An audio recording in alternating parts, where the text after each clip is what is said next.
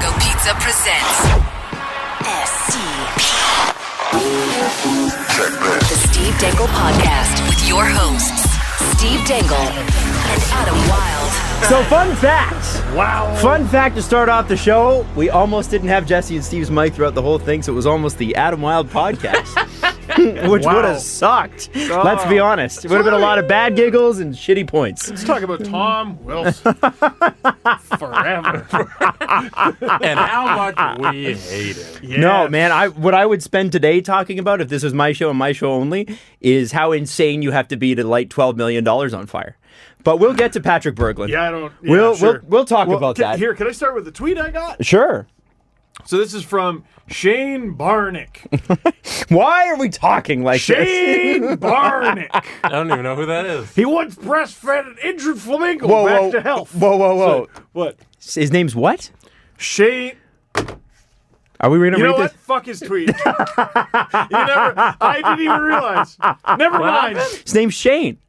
Oh! Yeah. That's an old joke, man. I mean, fuck that guy, right? Yeah. You know how many people right now are like, that's so rude. He's a listener. And he's just trying Exactly, right? No. We love you, Shane. It's just a joke. Barnick over here said, I like this guy. No, he seemed. He seen. Get it right, Shane. So Shane did his first Leafs hat trick with Andreas the other week. Threw my hat that I purchased 10 minutes before. So I think he was one of the folks who prematurely threw their hat last night when Mitch Marner scored his... Wait a second. They thought it was a So hat I thought he said he had his hat trick. You saw... The way he wrote it made it seem Read it like again. he scented... Okay, I seen my first Leafs hat trick with Andreas the other week. Threw my hat that I had purchased 10 minutes before. No, I think he threw his hat at Andreas, not the one last night. So he's just telling a sad story about a hat that he voluntarily threw at And those an are actual hat trick? The thing about hat tricks is that you're supposed to throw your hat when your hat's old and smelly. Like, don't throw the hat you just bought 5 minutes ago. See, it's expensive. you don't necessarily do that, because did you read the story out of Washington? Obviously not. No, what happened? What I There missed? was a Caps fan. Okay, you know what you do is you throw your own hat. So there was a guy in the stands, and I guess Ovechkin scored a hat trick, and this Caps fan had this like really old, smelly looking frayed hat, and someone just grabbed it off his head and threw it onto the ice. But the guy was like a combat vet and had worn that hat for like 14 years or something like that to country to country to country to country. What kind of asshole takes another guy's hat and throws it on the ice? That is the most idiotic thing I've ever heard. He got it back. Sure. He got it back. Thank with, God. The assistance of Isabel Kershidian. Was that on the it? case. Yes, we've done this on the podcast. I have like wondered 5 that many times. times. So, okay. So I know I've taken you at least 3 steps away from where you wanted to start No, the show. I really... Today's show is going to be a little looser. Obviously, Loose. we've got Like the moose. we've got some Christmas presents towards the end of the show. We also have the Bachelor stuff. We do have a few stories, but I mean, yeah, Forgot about that. right? I wanted to free up excited. some time for it. So, and you know, it's important that we have a little bit more of a loose show. It's been a bit of a crazy fall. It's been a time. My presents are the biggest, just by the packaging, so It's true. I think I win. And mine are not. Mine are in this bag. Are they wrapped? Yes. Put them out on display like a tree. Fine. Like a microphone Don't you tree. touch them. I'm going to lay them out. Or actually, you pass it down to the open space. Don't you touch them. touchy hands. Jesse, touchy touch Christmas Adam's yellow hands. sweater. Put yours under the tree as well, Adam. Okay, I'm just. Oh, I hope he got me chocolate. See, I always throw it to Jesse because I know no matter where I throw it, he'll still make it look like that. Hey. With those fingers, he can't miss a. He cannot miss a catch. No, that Look at our podcast Christmas tree. Oh, no. The Leafs scored 13 goals in the two games this week. Adam. Oh, No, if you watch my LFR video, Oh, yeah. for some reason I said they won 5-4. And no one mentioned it. No, it's not the entire comment section. don't you love when you put hours of work into something and you make one mistake and that's the focus of the know whole what? thing? Like hours of work and passion. I can't blame this on anyone but myself. How do I fuck that up? How did I do that? I mean, because people fuck up, man. I don't know. The Leafs win. Correct. 5, wrong. To 4, also wrong. Like, how did I do that? 3 things. I screwed up 2 of them. You know what you should have? You should pre-record all your scores before the season starts. So it should be Leafs win, so that 5-4, and your shirt changes, and it's just the generic score. Do you think this has affected Steve's day at all? Oh. Do you think he's been thinking about it at all today? Jesse, the way the Leafs dominated New Jersey and Florida is the way that this has dominated Steve's day. I would say. Steve's brain today, for sure. What else did you do today? I know you stewed on this, but what percentage of the day did you spend stewing and then driving and stewing? It had been up for like over an hour by the time I discovered this. It's weird. The comment section ate me alive. But Twitter, it was just like one person. That I saw. You know, it's because they don't comment on Twitter, they comment on YouTube. Well, they find you through Twitter and comment on YouTube. No, and this guy goes and jokingly said, "I don't know if you'd seen this yet, or I'm sure you haven't been told this 1,000 times." And I'm like, actually, this is how I found out. Shit. Oh well. Yeah, I tend to stay away from YouTube comment sections just in general. Yeah, but they're not wrong. I said the wholly wrong score. The very wrong score. You know what's weird about that too is that you because you start the video with the score, right? Well, now like I've added so many things to it. But like the score is 4 parts in. But you did, and then but the thing is, okay, so you 3 or 4 parts in, you say the score, and then you went through all the goals. Yep. And just every goal. 4 there for Florida, apparently. No, but it doesn't matter. The score was.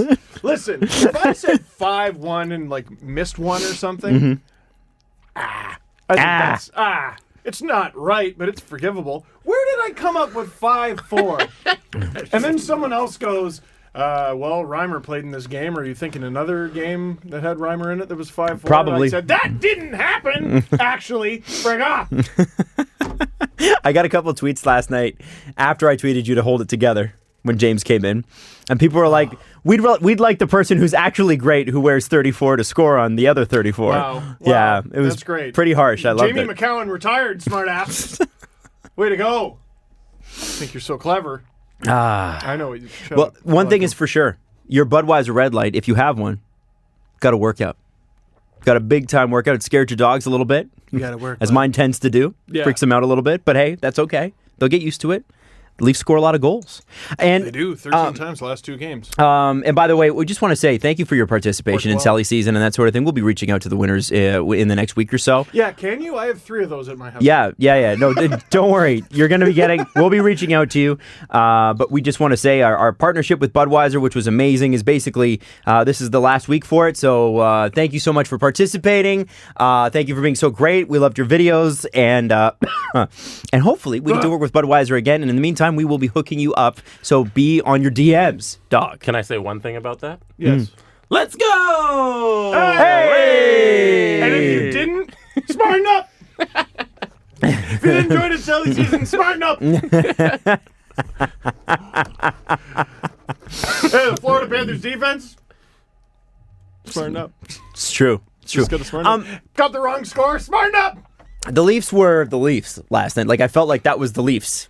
That was the Leafs team that you would expect to see on a good night. I feel like both teams didn't feel like playing a hockey game in the first 5 minutes. Like that was weird. The Leafs D certainly felt a little bit like, whoa, do we have to play? Brutal. And then once it turned into a hockey game, the Leafs dominated 55 minutes. Like I don't think the Panthers were ever in that game, not for 1 second. Did you get a sense? And this might be.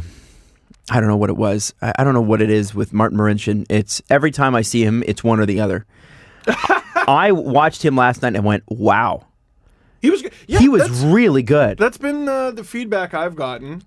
And most people were going, is it just me or was he good? And one guy pipes up. He goes, you know what? We usually say this. How about he's just good? Now, I don't know if I'd be as aggressive as him. Ian Tulloch, you mean? No, it was not. Oh, Adam, it's not pronounced Dermot. But no, he looked great. It's funny, 2 guys score 4 points. Matthews 2 goals. Tavares 2 goals. Riley's leading everyone in scoring. And we're like, Martin Marincin. Yeah, really, That's right? What we're gonna guy who played 10 minutes last night. No, he was good. I mean, the first 2 Matthews goals were vintage Matthews. Like when Vintage. When my grandkids, I guess, my kid will be old enough to see Matthews play, or young enough to see Matthews play. I don't know which one it is. My brain's fried. But when we show 5 to 4, we show this to our grandkids, those will be the kinds of goals I think that we expect to see in a highlight reel of Auston Matthews' career. Yeah, except you'll see Stanley Cup Final written on the ice. That's right. That's the only difference, really. You see, is the Ovechkin slap shot thing new? That's new, right? That's a new toy for Austin. Yeah, That's not. Apparently, he worked on that all summer. Oh, okay. Yeah, along with a few other things. Really good Elliot Friedman bit, where basically Darryl Belfry, who's the skills coach who gets mentioned every 5 breaths with regard to Auston Matthews, but he has a few other clients, and one of them is Claude Giroux. And Matthews picked this one goal that Giroux scored where he found space and sort of created his own little Ovechkin spot. And Matthews did the left-handed version of that last night, which is weird. Like, there's only one guy I can think of who does the Ovechkin bomb left-handed, and that's Nikita Kucherov. Other than that, no one else really does it. If Matthews can add that, he's the most dangerous goal scorer in the league. Like, Connor McDavid. No, Connor McDavid's maybe the best player. He's not the most dangerous goal scorer. Alex Ovechkin, I mean, is the most dangerous goal scorer. That crown is tattooed on. Patrik Berglund, man. Patrik Berglund is goofy. Ooh. Goofy good. Scary. But I think Matthews and him are on a similar pace. I don't know what the actual number is. It's hilarious to me that Tavares is on easily the best goal-scoring pace of his entire career. He's on pace to surpass 50. Shatter his own record. Shatter his own personal best. Who was the last Leaf to score 50 goals? Doug Gilmour? Or Matt Sundin? Lehman? No. Lehman or Anderson? Really? That long ago? Glenn Anderson? Sundin never did it. McGillney never did it. I think Gilmour did it maybe in Calgary then. Maybe that's what I'm thinking. I don't think Gilmour ever did it. I can tell you right now. Gilmour had 127 points. I don't think he had 50 goals that year, though. Gary Lehman in 1989, 1990. Last Leaf to score 50 goals. He scored 51 in the 89-90 That is season. embarrassing, eh? That's embarrassing. Nope. Dave Andrushuk. 93-94. Okay. 53. My bad. That was the second of their 2 conference final runs. Oh, my goodness. That's still embarrassing. I was 6. Yeah. Rick Vaive did it 3 times in a row. Well, that was the 80s, though. Yeah. Like, fine. Well, Yeah, it's like, fine, that was when it please. was. That's when it was 16 teams made the playoffs, and there were 21 teams, and the Leafs still missed the playoffs like every other year. brutal. But anyway, Tavares is on this crazy pace. Yeah. And for a time last night, Matthews was 2 behind him. I know. Well, and that's the funny part. You look at 14 games. this morning. I was with a friend, and he was looking at the Leafs scoring, basically the whole spreadsheet, basically on MapleLeafs.com, and he said, "I don't know what I'm doing on here, but I just like looking at this." Because he said it's finally fun to look at the Leafs and how much they're scoring. And he said, I can't believe with Matthews that he's top 5 on the team even. Like, how is that possible? Yeah, they're one of the most offensive teams in the league. They did very well while he was out, and he's still, top 5 on a team he missed 14 games for. It's so silly. He's on pace for 62. So, I mean, and we keep wondering, not in an 82-game season. No, in a 68-game season. Like, that's the crazy part. Now, I understand that people go through fits and spurts or whatever, but could we be looking at? I mean, here's a good question, Jesse. Last time 2 Leafs scored 50 goals in a season, if it's ever happened, pair in the same season. In the same season, might be Lanny and Darryl. 50? 50. No, that's never happened. Never happened? Lanny McDonald. I'll list off the total times Leafs players have scored 50 goals. Rick Vaive, 81-82. Rick Vaive, 82-83. Rick Vaive, 83-84. Then Gary Lehman, then Dave Andrushuk, and that's it. It's happened 5 times? Wow, man. Wait, ever? In the history of the franchise. We got 5. You want to know about tortured fan bases, people? Oh, my come on. That's a little skewed because not a lot of franchises have a whole bunch. Like, if you go to Pittsburgh, they have, like, double digits. You go to Philly, because they're freaking You go to the Pittsburgh. Rangers, they have double digits. But if you go to... Who was strong in the 90s? Or, sorry, who was strong in the 80s? Compared to the other franchises, 5 is kind of little. Like, the Oilers They've had been 5 around on for one 100 line. years. Paul Coffey scored 50 goals, man. I'm pretty sure Paul Coffey had a 50-goal season. I'm not even kidding. Like as a defenseman. Paul Coffey, the defenseman. Yes. Paul Coffey. I like that. I like that better. Wait, okay, when were the seasons again? So it's Rick Vive. Yes. 81 to 84. Okay. 3 times in a row. And then Gary Leeman, 89-90, and then Dave Andreychuk, 93-94. There have been 2 since I was born. Uh-huh. Are you freaking kidding me? There you go. Oh, my God. So... Okay, Paul Coffey had 48 goals in 79 games in 85-86. Oh, my God. That's the most he ever had, but he also had 37, 40, 29, 29, 30, 29, 24. Like, the guy scored a lot of goals. Yeah. This is why era-adjusted stats exist, by the way. Everyone's like, I don't understand them. Do you now? Do you now? So if Matthews breaks 50 after missing 14 games, that's got to be... And you're talking about breaking 60. I'm just saying 50. Yeah. That's probably the best Leafs goal-scoring performance of all time. Probably? Is. 100% is. Yeah, and it's not even close. There was a fun conversation. It was Hockey Central at noon. It was Jeff Merrick, Brian Burke, and John Shannon, and they were talking about Matthews going down as the best Leaf ever. And the conversation started with an interruption, which was basically, well, it's so early in his career. But the subtext was, of course he will be. Yeah. But you got to wait. Well, look, all you have to do, and I hate to... listen, Of course he will be if he stays on his pace. I love my team. Yeah. I love my team. I love the franchise. I love the history. I love that we have 11 cups, and I don't care how many teams were in the league. However... You should. However, just look at the Leafs top 100. And I talked to Andrew Berkshire about it. So that was literally the top 100 through the first 100 years. And there is a strange lack of any superstars after about 1960. They don't... Like, it's crazy. I don't think a Leaf has ever won the Hart Trophy. No Leaf has ever won the Norris. Wow. Like, that's unbelievable. That's unbelievable. We can add, if you want to add one more 50-goal season, you can add 92-93 when Andreychuk was traded midway and played 31 games with the Leafs. He ended up with 54 goals that season. That's a half. That's a half with the Leafs, man. I don't know. I don't know if that counts. It's a 50-goal season for him. Yeah. I give it to him, but it was Buffalo-Toronto that year, right? Yeah, just like when Joe Thornton won the scoring race and Hart Trophy with the Bruins. Yes. Nope. They don't look at him and go, "Yep, that's ours." No. Nope. Yeah, I mean, he scored the last whatever goals with the right team, but I mean, it wasn't fully with the right team. No. It's funny. It's funny that this era. I mean, I'm wondering how. I think they made a really good point in saying that. Yeah, of course he will be if he continues on this pace. And I wonder if people are just. I don't think we're getting it. I don't think when you're getting married. Steve, Jess, you don't. And you're like, and it's like a week away, and you're like, this just hasn't sunk in yet. You know what I mean? This just hasn't sunk in. I just don't think this has sunk in yet. What's funny, well, like for me, it never fully did. How people get like so crazy nervous. That never happened to me because like as she's walking down the aisle, I'm just like, so this is it. Oh, that's silly. I'm getting married right now. Oh, that's weird. That's sort of how I felt too. I wasn't like, oh my God, if I screw this up. Like, there's not much to do. So if you're panicking about that, you just sort of stand there and say what they tell you. It's a little unfair. We perform for a living.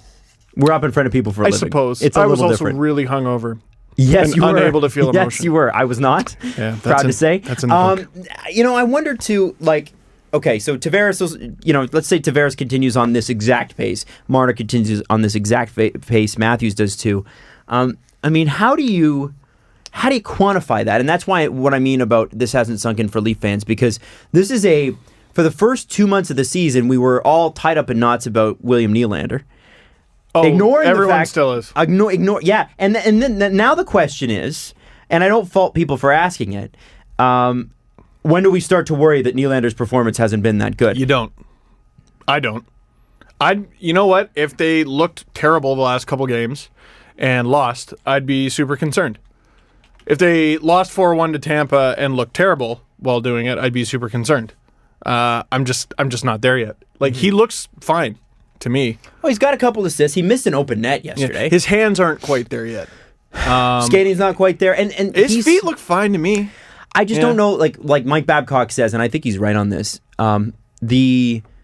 it's the muscle on muscle battles that you're going to lose. Your legs are going to burn out faster than a player who's been playing longer. And is it just me, or does it look like he's making an effort to get into those battles on purpose? I don't know. It almost looks like he's trying to give himself reps. Like, I thought he was one of the more physical Leafs against Florida. And maybe, okay, let's talk about this. William Nylander, Zach Hyman replacement. Can we talk about that? Is he the guy who needs to? No, I don't know. Nylander, Tavares, Marner.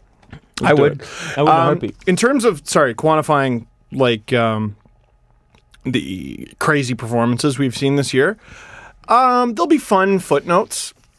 Give me a championship. Give me a championship. I'm sick of this. Oh, they never won a Norris. Like, if they come away with a Norris this year and lose in the first round, I will be furious. Like, I won't care. I'll probably make a nice video where I go, he had a great season. Boy, gosh, wow. And by then I will have had 2 months to get over it. Mm-hmm. So maybe I will have slightly by then. Dude, give me some success, for crying out loud. The Stanley Cup's hard to win. If you don't end up getting all the way, fine. Win a round. Yeah. For crying out loud. Like, give me something to remember. Give me a reason to hate another team. Yeah. Good point. Other than Boston. And I was thinking about this last night. Like, it's funny when it comes to those awards, because, like, I always thought, I'm like, wow, the first time I see a Maple Leaf rookie win the Calder, and this is when I was became a fan in the 90s, that will be a cool experience. And I wonder who that guy's going to be. Yeah, and I've seen it now, and I got to be honest, it's not that big a deal. No. And that's not that Matthews didn't deserve it. He for sure was the best rookie that year. But I wonder about... I wonder why I didn't care as much, and I just think it was because I was so jacked about how they performed against Washington that it was more like, I'm more excited about the future of this team, and it felt like the Leafs organization kind of felt like that too. Like, and that's they how didn't get quickly too wrapped things up in changed. It. Yeah, that's how quickly things changed. Is we were stoked about how they lost to Washington. The fashion in which they lost was fine. By the way, Babe Pratt and Ted Kennedy both have Hart trophies for the Leafs. What year Babe was that? Pratt. Babe Pratt won his Hart trophy in 43-44 Cool. as a defenseman with 17 goals and 41 assists. He turned the tide of the war with that Hart trophy win. he was Russia. He was. Ted Kennedy won his with the Leafs in 54-55. Ted Teeter Kennedy. There you go. There you go. There are a couple Hart trophies. We don't need that. We need a Stanley Cup. No, like a Hart would be cool, but then... It doesn't matter. No, it doesn't. Did it help Edmonton? And it's not even the Hart. It's not No, even they like didn't. No, They did get to the second round, though. Give them that. Whoopee. Yeah. It's not even like a Taylor Hall Hart, where like he won it and they lost in the first round, but we're like, yeah.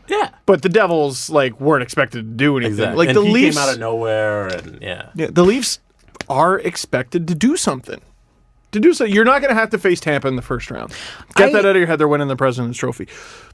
Ugh! I just want them to beat them, for crying out loud. The Morgan Riley had 4 assists last night. He's got 40 points already, which is amazing. But you know what I don't understand? How Thomas Chabot is doing almost the same thing with Ottawa? Yes, unbelievable, eh? Just crazy how Ottawa gets one good defenseman every 6 or 7 years. It's very frustrating. I and everybody else is Jared Cowan. Yes. No, I'm curious about your thoughts on, because last night there's two dichotomies playing out online. We've got one that Morgan Riley is scoring like a crazy man and things are going really well, and Elliot Friedman on the TV says, that's an elite season, to quote him directly. He's having an elite season. You don't see Elliot throwing around hyperbole like that. He's very understated in a lot of ways. Number 1 defenseman by 4 points in terms of scoring. Yeah, in terms of scoring. That's elite. And then I do see people on Twitter who disagree, who say, well, he is leading, but he's not very good in his own end. And what? I mean, there are numbers to support that. And I wonder about, are we looking for, and this is going to sound bad, are we setting the bar too high here? Are we looking for the perfect defenseman that doesn't exist? Because as far as I know, yes. Erik Karlsson sometimes has that same Does he not have that same first of all, criticism yes. leveled at him? Yeah, we're having the same Norris argument we have every stupid year, where we go, well, it's not about points. Being a defenseman isn't all about points. Well, okay, you take Morgan Rielly off the Leafs, they're boned. You take Austin Matthews off the Leafs, they float. They actually We all float down here. Oh, boy. Well, there'd be a lot of down here if Rielly wasn't there. They would fucking sink like a rock. It'd be bad. And, yeah, top defensemen get scored on a lot. Mm-hmm. When I think back to, like, dominant defensive pairings, Niedermeyer, Pronger, Keith Seabrook. Niedermeyer, Stevens. When they were younger. Yeah, Niedermeyer, Stevens. Niedermeyer, anybody. It was a pairing, right? It wasn't one dominant guy. And I mean, bless the guy. He's being asked to do too much. And a lot of what is wrong with Ron Hainsey's game has to do with Mike Babcock. But Rielly is dragging that guy up and down the ice. He's one of the highest plus minus on the team. By the know way. everyone's well. Ron Hainsey's plus minus is that through should the tell you roof. everything you need to know. Yeah. About that stat. Like, come on, it's good. It's better to have guys with a high plus minus than it is to have. But it's not really indicative of play. No, it doesn't mean he's incredible or carrying the team. All right, play him half an hour a game. See what happens. He's so good. Plus minus, right? Rielly, I could see that happening. No, screw it. Rielly is by the standard that we have set for every Norris vote ever, a Norris candidate at the moment. Okay? Didn't John Klingberg get nominated for the Norris last year? I think he did, yeah. Or did he win it? He got nominated, or he got votes. I know that. I know he got votes. If you're the top scoring defenseman, 9 times out of 10, you're going to be nominated at very least. I wondered about this too. If, like, Morgan Rielly, let's say, John Carlson, Morgan Rielly, and there's a few other names in there, Thomas Chabot. They, when they look at a guy like Morgan Rielly, do people go, oh no, he'll have to earn it. He'll have to do it 2 seasons in a row before I believe. Because you look at a guy like Drew Doughty. It's possible, yeah. Drew Doughty was the dominant defenseman, and then the year he won, we would argue he probably wasn't. He got his Leonardo DiCaprio. Yeah, he got the Revenant treatment. Yeah, that might have to be the case for Rielly, because this season is like, I don't think Rielly was ever bad. But this season, he's so much better than his previous standard. Do you remember the season that the Leafs were terrible? And they didn't give him power play time. And they didn't give him any power play time, and everybody's like, wow, Morgan Rielly really took a step back. We're really worried. And Mike Babcock's like, nope, not worried. Yeah, look at his production. Well, actually, look at everyone on the team's production. If you take someone off the power play, believe it or not, they score less. Look at Nikita Zaitsev. A little bit. Okay. Except for Kasperi Kapanen. He's fine. Who would you give if you had the Norris Trophy for pizzas? Pizzas. In the Panago lineup. Ooh. Well, okay. How does a pizza defend? Defends against hunger. Defense against hunger. So are we ranking Panagos? We're just saying which pizza would you give which one of the pizzas would you give the Norris to? Yeah. I'm going with True Canadian. Against hunger. The mushrooms. Pepperoni. What? Sauce. It's steady. It's delicious. That's what I would say. Okay. Defensemen get money, right? They get money? They get money. Yeah. Right. For they especially if you're right-handed. Yeah. Huge money. So they have like a taco pizza. Okay. And it's got a lot of lettuce on their butt. So, yeah, that's the money, right? That's how it works, right? Okay. The lettuce. All right. All right. And there's cheese and lettuce. Jesse, have you got the menu up? Once again, I have to come in with the correct answer. The correct answer is the ultimate Canadian, because it is loaded with the most amount of meat, which will stop any of your hunger, because it will fill you up the most. You're welcome. See, that's the Vezina, I think. Because it's stopping hunger dead. No, but it's like if you had Carey Price level defense playing outside of the net. I don't even know if that makes sense. Much you mean defense we wait, get. what? Offensive I don't understand what's happening. That's how much defense you get. What? From this pizza. All I'm You saying know what? I'll allow it. All I'm saying is true Canadian, like Morgan Rielly. Ultimate Steady. Canadian. And he puts a top cheddar every once in a while, just like a true Canadian pizza, which has cheddar on it. Just throwing that out there. Panico. All right. Check out Adam's jacked forearms with that crowbar. He just got that in there with. All right. All right. I guess, with the Leafs going into Christmas, and they'll play 2 games this weekend. Yeah, They're with playing 2 games still left to play. New York and Detroit, which are subpar, sub-playoff teams. Yeah, and one of them just beat them. And you want to win both games. And the game on Sunday is hometown hockey in the 905. Oh, the saga. Everybody get out to see Hazel McCallion with Ron McLean. Are you going? I will not be there, but somebody else will be. I thought you were the mayor. I thought you were the new mayor of Mississauga. I wish. One day. You're not a 905er anymore. You can't even pretend. Not a 905er You're a 416er, pal. Steve is a 905er. Yeah, how does that make sense? I I've know. never understood that. He's the East Side 905. Once you leave Toronto on either end, you become a 905er, It's which is weird. the strangest It's thing. weird. It doesn't make any It's like in sense. Alberta. I think once you get past like Red Deer, you're a 780. Yeah. A 403 to a 780, and then there's another area code, and I can't remember what it was. I used to have that area code, whatever it was.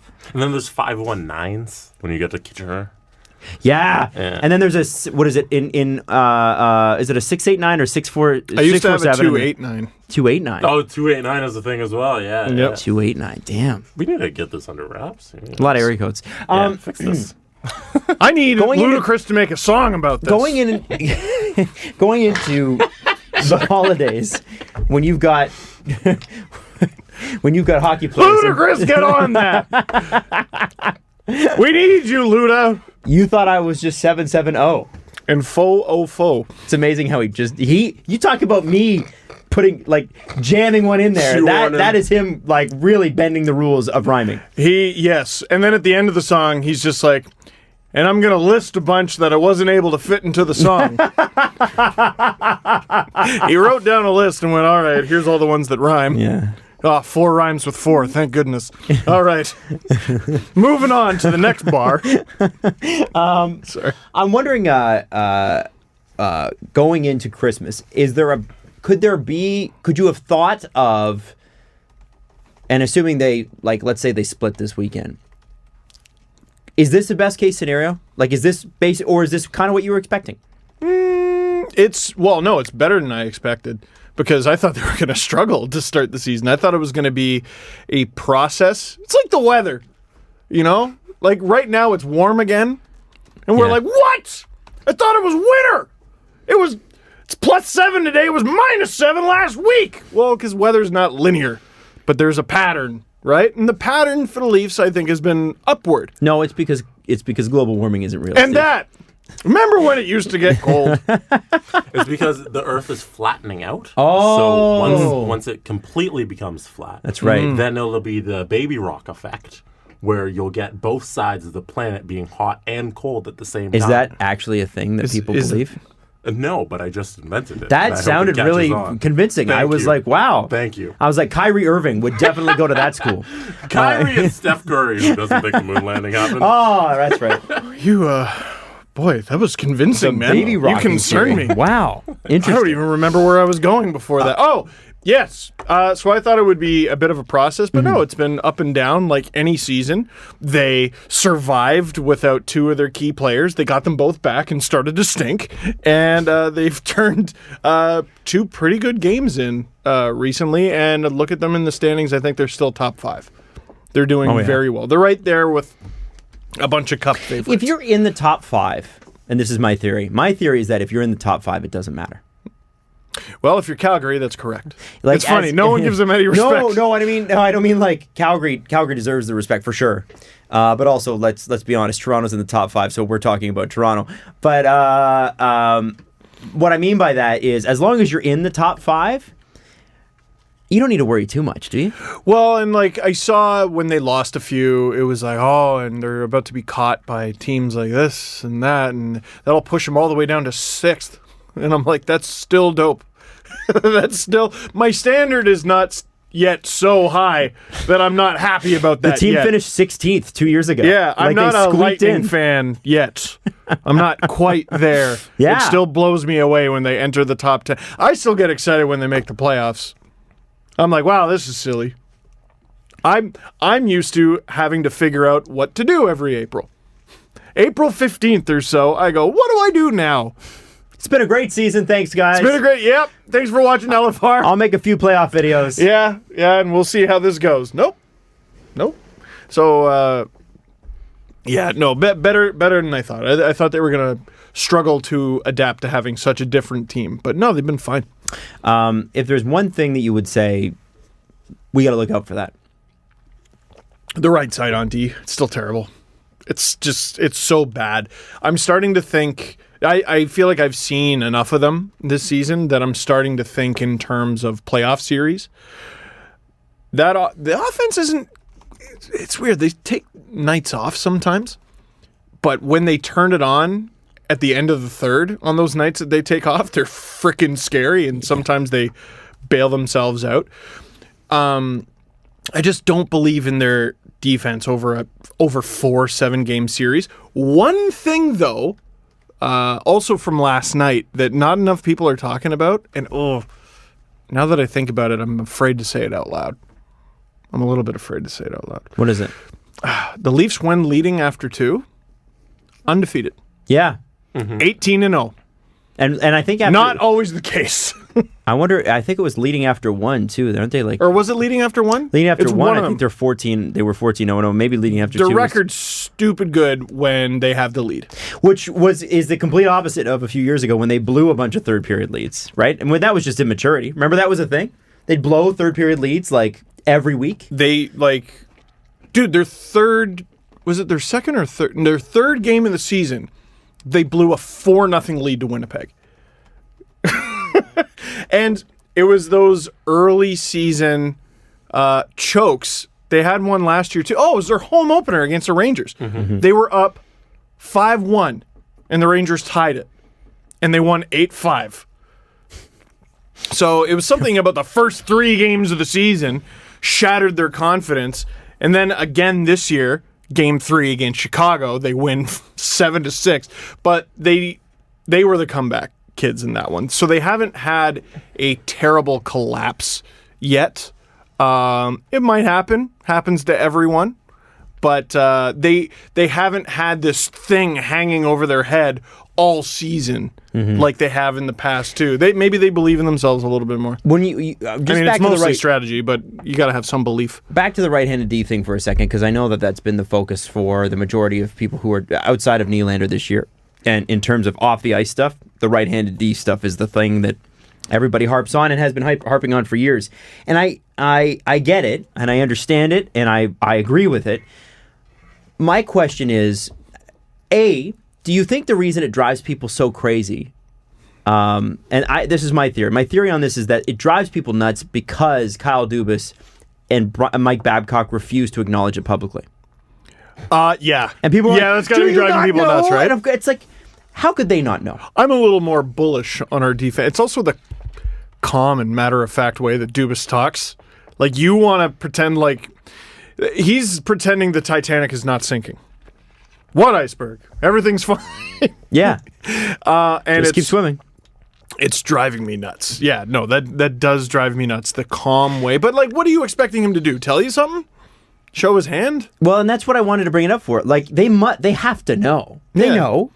So then my question is, because next year, if Timothy Liljegren was supposed to be charging hard towards a spot by the end of the season, which, by the way, I still believe he will. I think he'll come back from that high ankle sprain. He'll play a couple weeks. He'll get his legs back. I bet he gets a shot with the Leafs. I hope so. I think it happens. I hope so. But then, the way Rasmus Sandin is playing, Real good. And if you look at the guy I would point to is Travis Dermott. Travis Dermott's a second-round pick, too.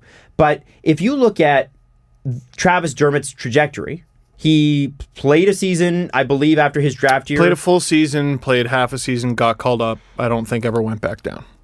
Bingo. Oh, And except for the playoffs. I'm wondering if, now, I know Timothy Liljegren has the high ankle sprain, and those are hard to come back from. But let's say he comes back because he's 19, and 19-year-olds rebound because they're it's like vampires from the Twilight series. They're best. They heal fastest when they're youngest. God, you're so much less nerdy than me. I was going to say he heals like a Zerg. There you go. And if you don't get it, then you don't get it. What is a Zerg? You never played StarCraft? No. This is how I know you had girlfriends in high school. The Zerg, everybody. I played StarCraft and Brood War. That's the sound of a Zerg. I just, Zerg. I look at it and I go, okay, so Tippin Zerg. Timothy Liljegren, let's say he goes into the last 30 games of the year, like Travis Dermott. Travis Dermott played, 37 games last year? Sounds right. And it was started with number 3. It was right around the halfway point, almost the exact halfway point that Matt Martin just stopped playing. Just stopped. Yeah, well, and how many moves... Have you noticed that Leafs PR is tweeting a shitload since the Leafs signed Nylander? Because Leafs PR only tweets when the Leafs do something. Well, and sometimes records. But there was the Levo trade. There was the Cracknell trade, which is nothing, but still. There was the Rosen re-signing. The assistant GM promotion. The assistant GM promotion, which we're going to get to. And I think there was another thing that I'm forgetting. The Matthews record. They tweeted that. Yeah, I mean, I'm talking about like actual transactions. He's fidgeting. He's finally getting himself in order. I'm wondering, though, if this is the thing that they're not going to fidget on. Like, because if you look at the timelines, Timothy Liljegren could be in the lineup by the end of the season. And then by next season, you think Rasmus Sandin's in the lineup. Yeah. No, I don't. Here's the thing. The Liljegren thing interests me a lot more than Sandin. I'm worried about this season. I want a cup this season. And next season, but is that the we'll worry smart thing? about that cup. Because the thing is, look, I don't know if that's the smart way to look at it, man. Because yes, it is. No, I think it is. Imagine your top 4, and I don't think, I'll go on the record right now, I don't think Jake Gardner's going to be a Leaf next year. Your top 4... It's looking pretty difficult. Your top 4 in 18 months could be Riley, a mix of Riley, Dermott, Liljegren, and Sandin. And now here's the other interesting thing, though, is Babcock has been doing a ton of shuffling up front. Some out of necessity. Gardner's been playing with Riley a lot more. I like it. And just in spots. Like, it won't always be on the power play. It'll never be on the power play. It won't always be when they're down a goal. Or I think he does it sometimes after a power play. Like, every now and then, you'll be like, is this an accident? Or is he doing this on purpose? I think he's doing it on purpose. And that would be a really interesting way of managing minutes to me. Mm-hmm. Like Gardner plays most of his time with Zaitsev. Riley plays most of his time with Hainsey. But, I don't know, 2 shifts a period, Babcock goes, have fun, kids. Be nice. Have fun. So come playoff time, maybe they play together more often. Maybe they're getting them warmed up for that. Maybe. Like maybe come playoff time, they are looking at 25-minute nights, both of them. Oh, and they ought to be. This is what I said to JD Bunkus and Ben Ennis, though, yesterday. Is when I went to summer camp, there was a Dickie D man, the ice cream man, who had one of those little carts. Yep. Back in the day, you see. And every day, because I was fat, you see, there was those baseball ice creams, the chocolate baseball glove with the gum in the middle. Did you see these ice cubes and these ice creams? I did, Pharrell. Nice. I did. That's good. And I think they cost $2.50. $2.50. Okay. And I was a child, so I had no money. So I would have like $1.80. Okay. And I would look at the $1.80 and I would stare at it like a superhero, trying to bend it with my mind and try to turn that $1.80 into $2.50. You ever do that as a kid? Just stare at money and try to make it more? I did that all the time. I do that with my bank account currently. Oh, and no matter how hard I stared at the $1.80, I couldn't make it $2.50. Now, we can go Morgan Riley here and Jake Gardner there. And I think, at best, we can get it up to $2.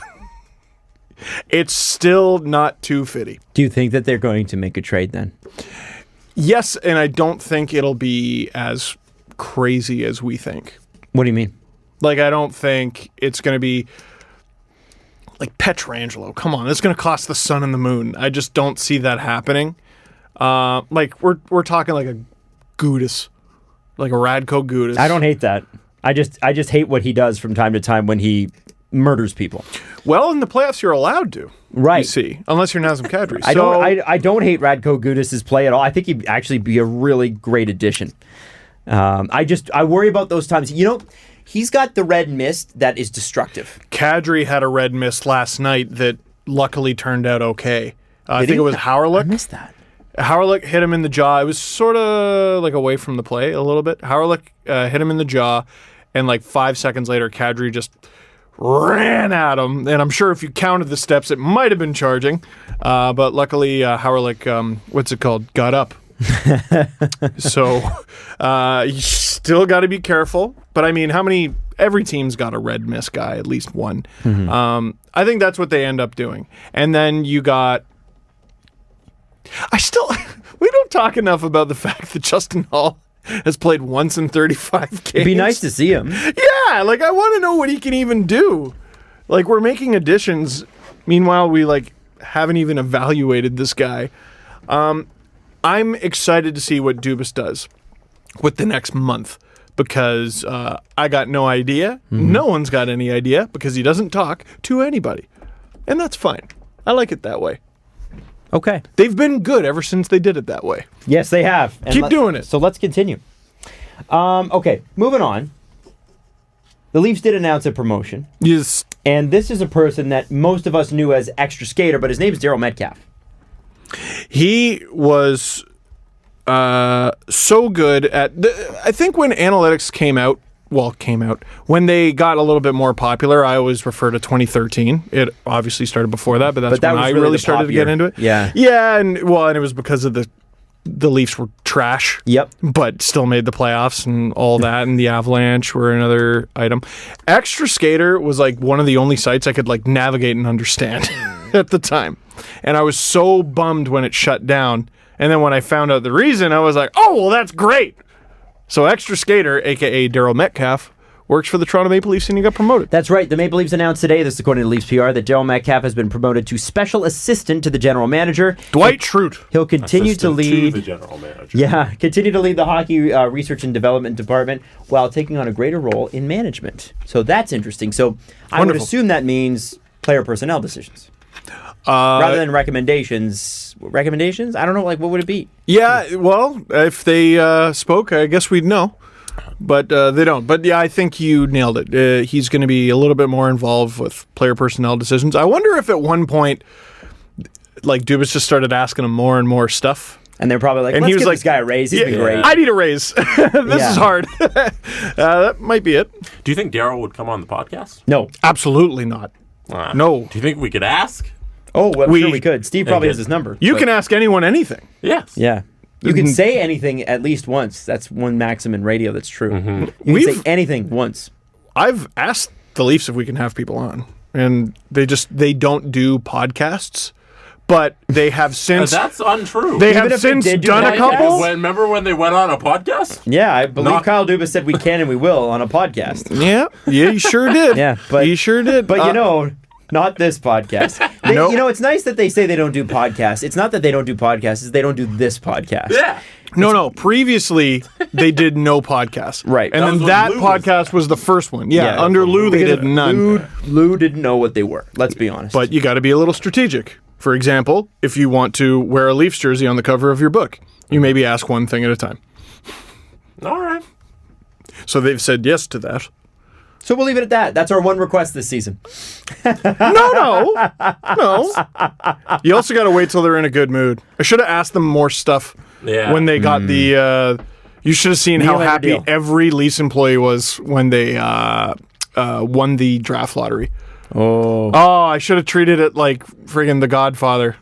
What would you ask me on the day of us getting Austin Matthews? You should have sent a bunch of stuff to the Marlies when they won the championship. Hey, can we do all these things? They're like, yeah, we don't care, we're champions. Damn it. Yeah, I'm having the bag. You go right ahead. Steve, I've always liked you. Sure, you can have him on your podcast there, Lozo. What? Never. Yes. I'm You're Dave Greg Lozo. Wyshynski, right? Yeah. Yeah, I am. I'm the guy with the puppet in his Twitter avatar. That's Greg Wyshynski in the picture. Yeah, for sure. It's not. Why is that Greg's picture? I don't know who that is. I don't either. Can we find out? Greg, what's the deal, man? I know he's explained it. We haven't caught up with Greg in a long time. I'd like to have him back on. For sure. I spoke to Greg recently for a thing. For a thing? Yeah, for a thing. What kind of thing? Oh, a secret thing. A super secret thing. Is it a super secret cool thing, or is it a super secret thing that when you tell us about it, Jesse and I laugh at you? Probably that one. But I think it's the first one. Okay. All right. Now, I'm sure you saw it. and Nope. we would be remiss if we didn't mention it, but I think I know what's going on here, and I'm going to read it anyway. Okay? By the way, okay. The man in Greg's Twitter avatar is Joel Hodgson, the creator of Mystery Science Theater 3000. Oh. I have never seen What that a show. nerd. There you go. Great. That seems like a Greg thing. You want Yes. to know? I found out. Did you Google it? I bet that's been like Googled before. No, I reversed image searched the image. Oh, Yeah, and I found it. also a thing you can do. Yes. Pierre McGuire. All the pedigree analytics programs have failed. Florida, Edmonton, Buffalo, all failed using analytics. Arizona is failing. You cannot debate it. Boots on the ground will always beat analytics. There is a follow-up quote to this. It would have been great if there was a follow-up question to that. Such as, do you know that's wrong? Anyway, continue. According to @prospects_watch, McGuire, in this particular interview, which I believe was with TSN, pointed to the 2011 Boston Bruins, a team that won the Cup 7 years ago. Says, go look at their analytic numbers of the fourth line with Gregory Campbell, Sean Thornton, and Dan Paille, and says they had horrible analytics, but they were critical to the Boston win. I would argue... but the team as a whole, I believe, was still top 10. They just happened to be playing a better team in the Canucks. Mm-hmm. But let's not pretend like they didn't benefit from A, Tim Thomas playing out of his mind, and B, murder.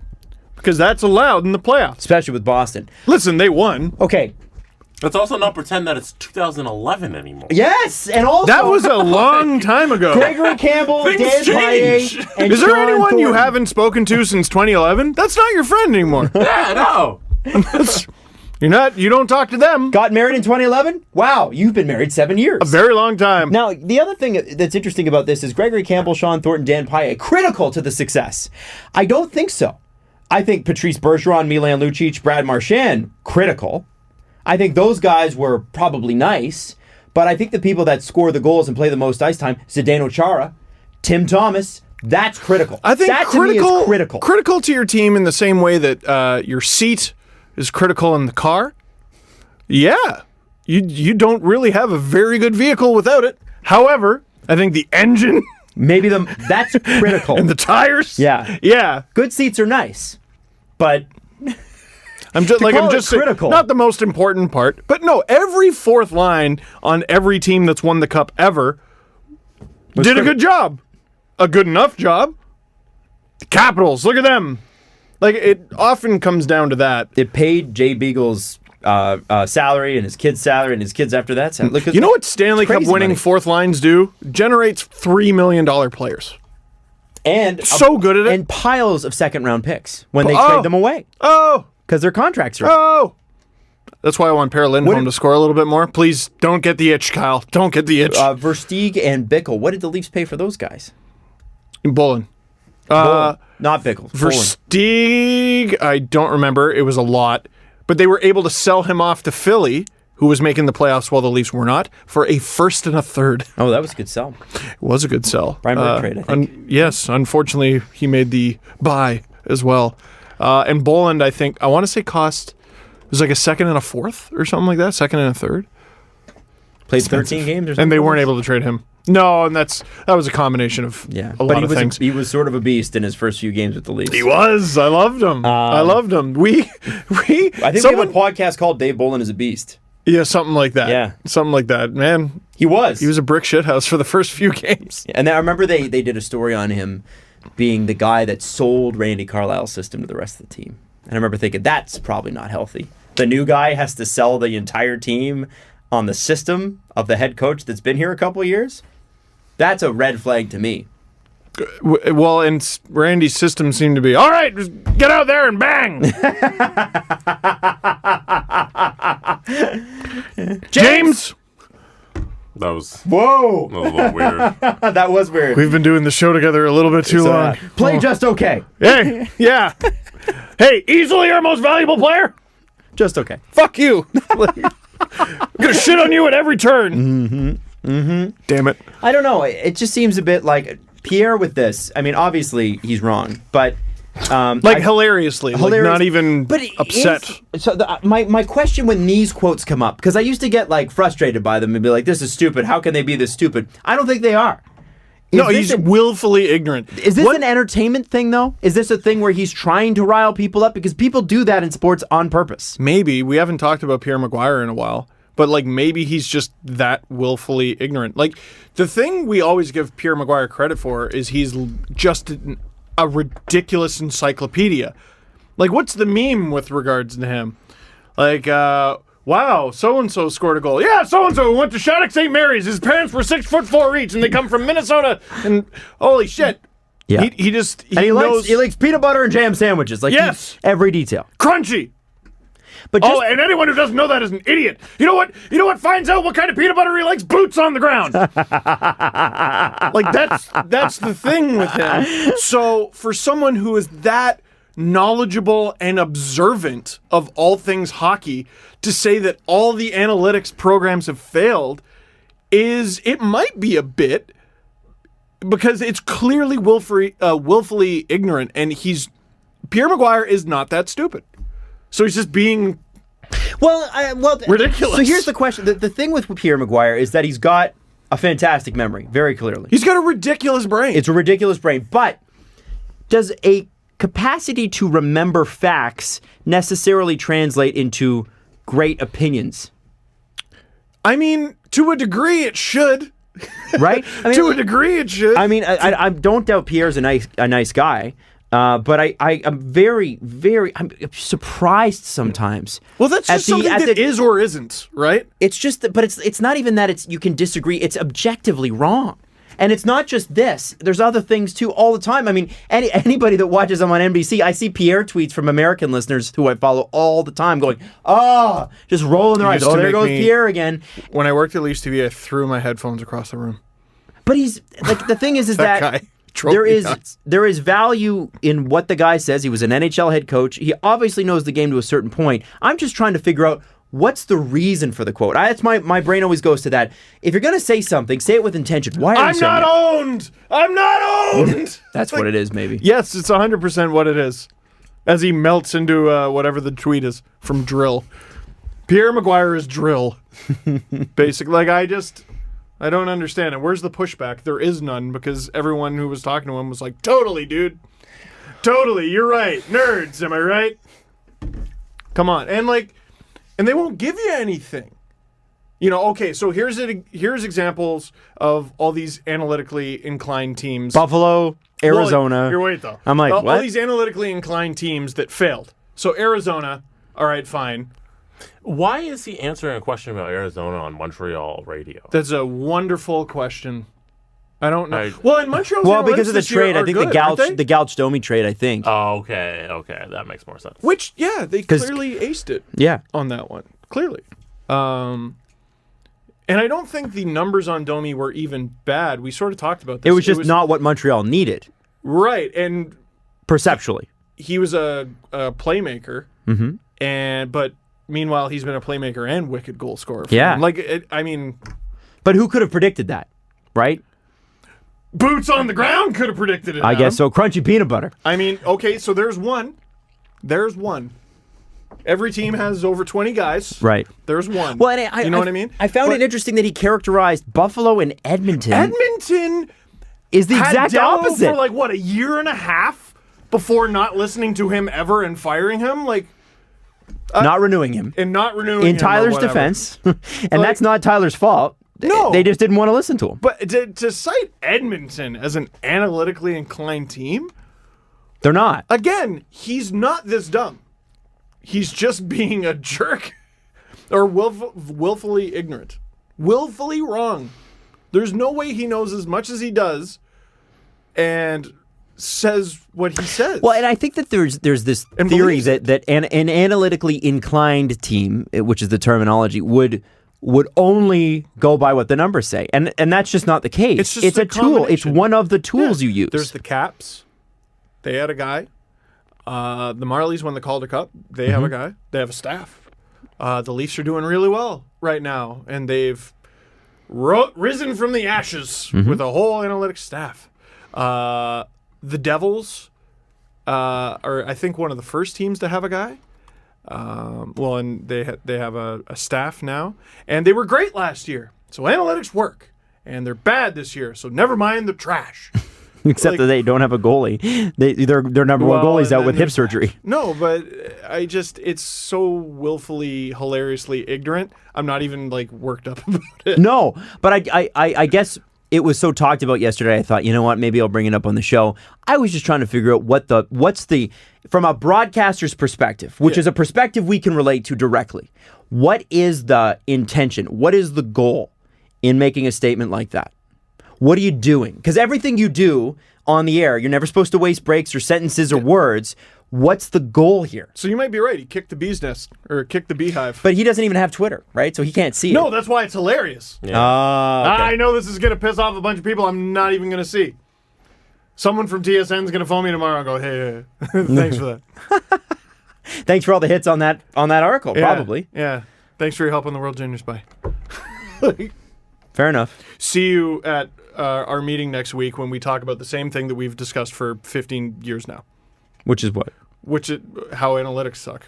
Oh, apparently. Yeah. How nerds don't get it. So is he trolling? I think he must be. I'll give him the credit that he's trolling, because otherwise he's just because he named off a bunch of random teams. Well, Edmonton's not an analytically inclined team. Yeah, we know that. They weren't built that way. That's just not the way they are. He's named off teams that weren't successful in the last 5 years. And Buffalo, I'm sorry. They rule now. But Rasmus Ristolainen wasn't playing number 1 minutes because they wanted him to. Yeah, well, it was they just didn't have any other options. And also, the analytics say they don't actually rule that hard. Yeah. And so, in fact, they say they got lucky. Whatever, dude. Leafs too. It's boring. Boo. Okay. Patrik Berglund has apparently lit $12 million on fire. Yes, and it got me in a Swedish newspaper. So really interesting. And just the background on this is he was traded from, his longtime St. Louis Blue, traded to Buffalo in the Ryan O'Reilly trade, and was expected to be... That was enormous. Expected to be a guy that truly was going to be... The Sabres really lacked depth last year, and was expected to be one of those guys that could help fill out the second, third, fourth lines, wherever he ended up. Totally. Maybe a little bit high paid for what he offered, and maybe on the downside of his career. Yeah, but at least he's a center. Yeah, whatever. And you know what? They got the cap space, and who cares? And from all accounts, a good guy. What's been interesting is that apparently he missed his opportunity to submit his 10-team no-trade list. Was that what it was? Oh, I don't know. That's what it was. Some sort of deadline miss. So I'm gonna defer to. So basically, he didn't want to go to Buffalo, and then he went to Buffalo. No, not exactly. So I'm gonna run through this from Elliot Friedman here. Interesting. Well, regardless of the circumstances, I'm trying to figure out a scenario where what he did makes sense. Right. And that's what Elliot even says in the article. None of this makes sense. No, he lit about $12 million on fire, and some people were like, well, will he go home to Europe? Okay, fine. He might be happier in Europe. I'm not going to make $12 million. No one is going to give him anywhere near $4 million a season, not even in the KHL, not the richest team. They might give him half. And it's not guaranteed. At noon Thursday, Berglund cleared waivers. This is from 31 Thoughts. That means that the $12 million due to him disappears in a puff of smoke. Buffalo will be completely free of any financial responsibility to the player. The number one question being asked is, does Berglund really agree with this? Unconditional waivers are almost always mutually beneficial divorce between a player and a team. The Sabres exposed Berglund. Philadelphia did the same with 22-year-old AHL forward Radul Fazliv. Others who've gone this route. Vasiliev, I think. We've seen Thomas Buchanan's this year, and I think Jake Dotchin as well. Yeah, and that was great. And this saved his career, right? Guys who were unhappy and knew of better opportunities. Their terms and their teams agreed. No need to make the lawyers rich. Let's just walk away from each other. No harm done. But with the exception of Jake Dotchin, that was called a material breach. So Dotchin's contract was terminated by Tampa on September 14th, not long after the Lightning decided his conditioning upon arrival was unacceptable. Almost immediately, it was clear this was going to be a fight without strict definitions of what is acceptable and what isn't. The NHLPA couldn't allow this to stand without a challenge, and who's to say it wouldn't happen again? Now, the process continues. It's not on the front burner because Dotchin signed with Anaheim, but he could gain something because of the lower salary from the Ducks, and the point of the precedent remains. Now, that brings us to Berglund, and it's important that I'm reading you all this backstory because I want to get you to a full story, and then we can go from there. This is still from Elliot Friedman. The forward was traded from St. Louis to Buffalo in the Ryan O'Reilly deal on July 1st. The date is significant. Berglund had a full no-trade clause that ended the day before, June 30th. Oh. He had the right to submit a partial no trade beginning on Canada Day. For whatever reason, it was late. Now, earlier this week, one player who wished to remain nameless said a couple of years ago he was informed by his team that he and his agent failed to submit their list. He said the GM told him, "We have no intention of trading you, but if something happens, we're just letting you know what we can do when we need to." We totally can. He said that they asked the NHLPA for help. Hey, honey, you know I can dump you. Yeah, I won't, but I could. He said the NHLPA asked for help, but the deadline was the deadline. They'd missed it. He wasn't traded, and the year after, the list was on time. In Berglund's case, the lapse opened the door. His relationship with the Sabres, tenuous at the start, never got better. He couldn't stick in the lineup, and we now know that everyone involved was hiding the truth for some time. We don't know the full story, so it's important to be respectful and careful, but the key question is whether or not Berglund wants to pursue a grievance. The NHLPA would want to protect his contract too. Dotchin was all in from the beginning. There was not the same certainty with Berglund, and it's hard to explain why because information is very tight, but it's nowhere near the guarantee you would think. A lot more questions than answers. Less money in term at stake when it came to Dotchin. I think he had 1 year left, and it wasn't a very $900,000 contract. or something. This guy he's lighting money on fire. That seems odd. And dude, I don't know. Like that seems very odd. That seems like, I mean, you're unhappy in Buffalo. You missed your no trade list. So what? You could still get traded. Well, and they clearly don't like you and you make too much money. That is all the incentive in the world for them to trade you. It's going to be very, very difficult for Buffalo to find a trade partner, but they probably can. Especially around the draft. You might have to play 1 year in Buffalo, and then you're probably shipped out. Yeah, like... To Arizona, likely. I think something's up. He doesn't submit his no-trade clause. Yes. And he gets traded to Buffalo. Yes. And so apparently that's a place he doesn't want to be. Which is, I mean, because they're always bad. But this year they're fine. They're good. But he couldn't stick in the lineup, and he didn't. I get the sense, man, he loves playing hockey. Maybe he just wanted to be in St. Louis. Like, there's a guy that loves St. Louis, and I wonder if St. Louis did a fast one. Like, hey, his no trade hasn't come in yet, so we're going to make the deal before we get it. But it was also a partial no trade, right? But he could have added Buffalo to that list. Yeah. But who's to say if he would have? I don't know. Well, him, I guess, through his actions, and you know. Even a partial no trade can be a pretty good no trade because you can't. The Blues couldn't acquire Ryan O'Reilly from anyone else. Yeah. So, and he was the guy they wanted.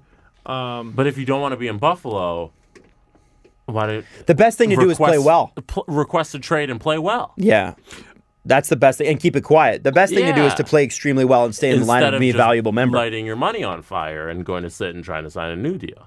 I mean, you would think if his plan was to go back to the Blues somehow and sign some sort of deal with them, like we'd know that by now. Mm-hmm. I wonder if that's what's going to ultimately happen. Listen, guys, give me two per for 1 year or something like that, or give me a cheap. They don't have a lot of cap space. I don't even know if they could do that. I don't even know if it'd be allowed. Oh, it'd be allowed. For him to go back to the team he was just traded from after a mutual... This is great for the Sabres. They just freed up $4 million for nothing in cap space over the next 3 years. This is great. How does this sort of opportunity does not plunk into the laps of any NHL team? I can't think of it ever happening. That team has to maybe do a little bit of shady dealings. Yeah, he's hurt. You know, stuff like that. Berglund, I hope he's all right. Because this screams not all right, doesn't it? This screams extraordinarily unhappy. Mm-hmm. And as fun as it is to make fun of Buffalo, it's not that bad. No, it's not. I don't know if any place is bad enough to turn down $4 million. No. Just stick it out. And play hockey. And request a trade or something. But okay. No, and maybe on his side, and if you play well, maybe you get into a lineup that's looking great. Yeah. Now. And I don't want to because I don't know his personal situation, and I think we have to be cognizant of that. Elliot Friedman was absolutely right. I know what it's like to play on a contract that I know is coming to an end. Not play on a contract, perform on a contract, which is somewhat like playing without the physical part, and being ready to go. Being not wanting to be in that contract anymore. I know what that's like, and it sucks. To work and been like, shit. Yeah, and I did it for months. Yeah. But I got to tell you, at the end of the day, You weren't making $4 million. I was making $4 million, and also I realized that as hard as that it's soul destroying. It's very hard, but it's one of those things you still have to go like, okay, I'm still a roof over my head, still paying the bills. What are his career earnings? Because I mean, he's probably done pretty well. Well, and this takes me to something that I often bring up. So let's say over his career, he's made, I don't know, $16 million. Yeah. And now he surrenders his ability to make 28. That's all right. Most people don't make $16 million over their lifetime. No. You can live the cushiest life for $16 million. And especially if you invest it well. Oh, you can turn that into 28. $16 million. Let it sit in the bank, and you get almost no interest from the bank. You might on $16 million, just a little bit. So, first contract made $2.4 million in total salary. Okay. Second contract 4.5, and then the third contract. How many for years wise? 11 million total salary, and then the fourth contract is terminated after 4.7 in the first year. So he's done 20 million plus. Yeah, he's all right. So in total salary, maybe he thinks he can go somewhere else and play. Or maybe he's just like, you know what? I made my money. So let's say he's got $8 million in the bank and he does nothing with it except let it sit. A year, based on our interest rates at about 3, let's say it's 3%, which is to me conservative. Your interest rates are actually I think they're a little higher than that now. I believe you. $250,000. You make $240,000 just in interest. Yeah, like he's fine. He's fine. So maybe he's super unhappy with his like is this a retirement? Maybe he's taking his money. He's going to go back to Sweden and go. I just want to dominate in Sweden and be close to home. Where does he live in the summer? I don't know. I'd like to know. I don't know anything about him. Does he have a wife? Does he have kids? Does he want to raise a family? Like this to me just says super unhappy with his current situation. But maybe he's just a G on a level that we can't even comprehend. Because who could possibly walk away from $12 million? A guy that's already made $12 million. A guy who's already made more than that. Yeah, so it sounds weird to us plebs, but it might not be as weird for Patrik Berglund. Yeah. Okay.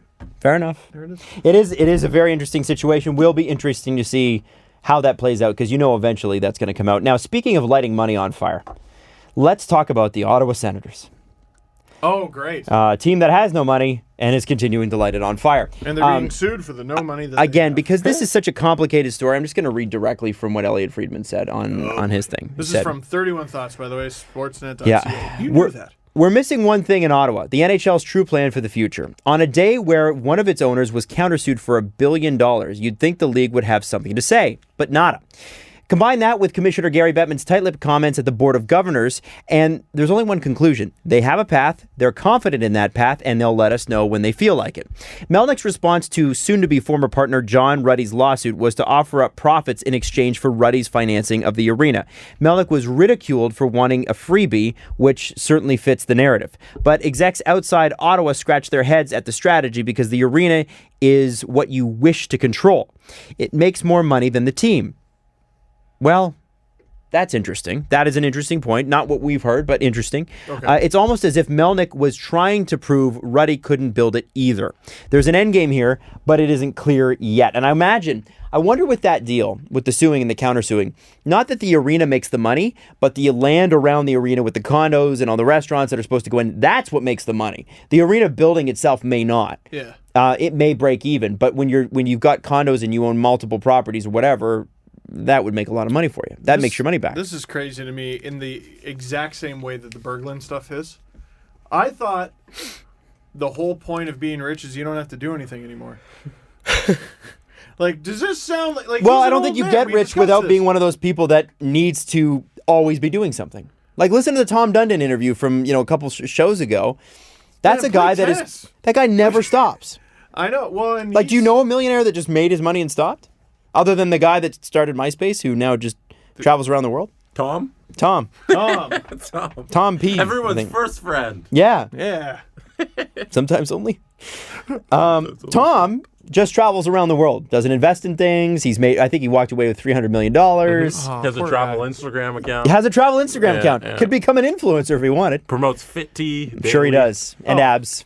No, he doesn't. He does not promote Fit Tea. Yeah, he does. He's Tom. And if he doesn't, he should. He can do whatever he wants. He's MySpace Tom. I'm just saying. If I was him, I would travel the world, and every photo would be the Tom thumbs up photo. Like, I'm on Machu Picchu. Just bring a whiteboard with you, too. I guess there's a whiteboard in that. The Great Wall of China. Yeah. And the whiteboard just says where you are. Great Barrier Reef. Just everywhere. Just doing the thumbs That'd up. be great. He's got a beard now, and he's married. Old people humor. Talking about MySpace. I know, right? No one knows what the hell we're talking about. Fun. No, Friendster. If we mentioned Friendster, nobody would know. Although I don't even know what Friendster really was. I just know that as an old reference to things. Yeah, I know it Friendster existed. was before my time. Yeah. No one I knew was on Friendster. ICQ, I remember, but that was instant messaging. ICQ, I remember as the cool kids having it, but I did not have it. It Yeah. wasn't until MSN Messenger that I joined the world. Oh, going home instead of doing homework, just messaging a bunch of girls that you liked, Yeah. and them going, "Hi, K." Smiley face, Flower go away. emoji, heart girls. emoji. Yeah. And then all the girls are in side chats with their girlfriends talking about how you're messaging them. No, I can guarantee you they were not talking about me because they weren't talking about me. Like, that's how much or how little I mattered. They wouldn't even mention it. I wasn't even annoying enough to get a mention in the main conversation, Friend I'm won't sure. answer you, so you keep blocking and unblocking them. Try to get Did their you do that attention. to people? Yeah, like, answer me! Answer me! You know what's annoying? The BBM Guys, I wouldn't ping, do that to a girl. when you could ping somebody on BBM, and even if you had it silent, I hate Oh, I that. hated if you had that. it silent, whatever, no notifications. If somebody pinged you, you'd get it. I dated somebody. So stupid. I didn't date this person. We were going to go on a date, but we never did. And I had one of those BlackBerry. Remember the thinner ones they came out with? The edges or slides, where the heck they were called. Anyway. Yeah. And it had the like sleek trackpad. Yeah, It wasn't like ball. yeah. It was the kind of the touch So, trackpad. so I had known this girl through somebody, and I was like, I had gotten out of a bad relationship, and I was like, I took a few months off, and I was like, I said to her once, I was like, you want to go for ice cream sometime? She's like, yeah, sure. And then You're so pure. she started pinging me in like the middle of the night, and if I didn't respond to her in 10 minutes, she would be like, fine, fuck you anyway. And I'm not even kidding. It was Fuck your ice cream. It was like it was weird. And I was like, at first I thought she was kidding, so I made a joke back, and she wasn't. No. And that was nuts. And then years later on Facebook, I get a message request from her and going, "Hey, how are you?" Like acting like nothing happened. And I actually, by the way, to get out of the date, I made up the fact that this is terrible. I said my dad went in a hospital and I couldn't make it, And he didn't? God. and I didn't go. And then she tried to like continue to message me like, he had no health no, problems. he had no health problems. Dude, this is how badly I want to get out of the date. Because this is one of those people that, usually the truth sets you free. That would have put me right back into jail. It would have been ping hell. So she's pinging me in the middle of the night. Anyway, Block her. yeah, well, I was trying to be nice. You did But it in a anyway, nice way. so a few years You're later, a nice way. You're annoying. Go ahead. a few years later, I get a friend request from this person. And again, we never even went on one date. And she was like, "Hey, how are you? I'm so happy for your success." Because, when we knew each other, I was an overnight guy. I'm so happy for your success. You've done so well, blah, blah, blah, blah. And the message under it was, "Fine, fuck you anyway." And it was like, fine, you think you're so fucking hot now that you're a big star in Toronto, blah, blah, blah. And what was funny about it was, you remember when you first discovered on Facebook that there was another messaging system? Like, you got your messages from people, but the people that weren't friends with you who it goes messaged to that you, other inbox. it went to the other inbox, and I didn't know that existed. I have two of those, and it shows up as two notifications that I can't make it go away, and I can't tell you how much it bothers me. So I didn't know that existed for like months. So I read it like months later. So I got, "Hey, how are you? Everything's so great. I'm so happy for you." And then, "Fine, fuck you anyway." Well, months you later. dodged a bullet. And there's probably like 6 months of those. Captain's log, still fuck you. Like, for 6 months. Wow. And it's so ridiculous. She was so ridiculous with the messages that I sometimes, like, when I tell people, I don't think they believe me. When something's so ridiculous? That doesn't sound like a real It story. sounds like something on Netflix that's like stupid, like a stupid Netflix show. That I will. You didn't even go on a date with this girl. No, not one. Not one date. It's just one of the crazier dating unbelievable. experiences. Man, I really hope you don't show those to us after the show. I think that was a couple Facebook profiles ago. I know. See, now I I know. don't believe him. No, that sounds like something that's written into a sitcom, and it's exaggerated because Yeah. the person is Do you so think crazy. I'd make a story that bad up? Yes. No, man. I wouldn't need to. Like, I have other stories. That is banana. It was crazy. The thing, it's like, I don't know, kind of a cool idea if no one ever abuses it. But sometimes people shouldn't be able to have- Nate! Sorry, I had a friend who used to always... Ping, ping, well, ping, and then when ping. they got rid of it, he would just text me, ping! You shouldn't be able to have access to a person like that. No. No. Where you can bother them middle no of the matter night. what. Yeah. Like, Yeah. that shouldn't work. And I had to from, keep my like, phone on for my midnight to alarm. 8. No, it shouldn't work at all. It shouldn't work. It If you shouldn't have be your a thing. notifications off, somebody shouldn't be able to send you a notification. I'm glad Jim Balsillie didn't get a team. The Hamilton, whatever his face he wanted. Hamilton Predator Penguins. You get a free BlackBerry. It's just a penguin with big teeth. You get a that's a silly visual. You get a free BlackBerry every time someone hits the post. Oh, ping. because last night, too. Bang! Yeah. What on earth were we talking about? Don't know. Don't care. Doesn't matter. Sense. The sends and not having Cares. enough money for LeBreton Flats. blah, Melnick's broke. Awesome, betcha! Yeah. All right, now, Ben Milks or Brian, 5 or 6. I don't know what his name is. His even name is. I don't know what his even odd name name is is. either. Ha ha. So they have no money in Ottawa? They've got no. Apparently they've got money, but they don't. And I don't know, man. Money's funny, right? Because like, They have a lot of money. A lot of billionaires are like, "Hey, But- I'm a billionaire on paper," and that means you're not a They're a billionaire. billionaire and they're suing another billionaire to turn them into a millionaire. Do you have? You got headphones there, right? Boring. Yes. Jesse, have headphones? Yes, he does over there. Okay, good, Yep. good. I'm gonna play a clip from a guy named Booger McFarland. Great. That's a real name.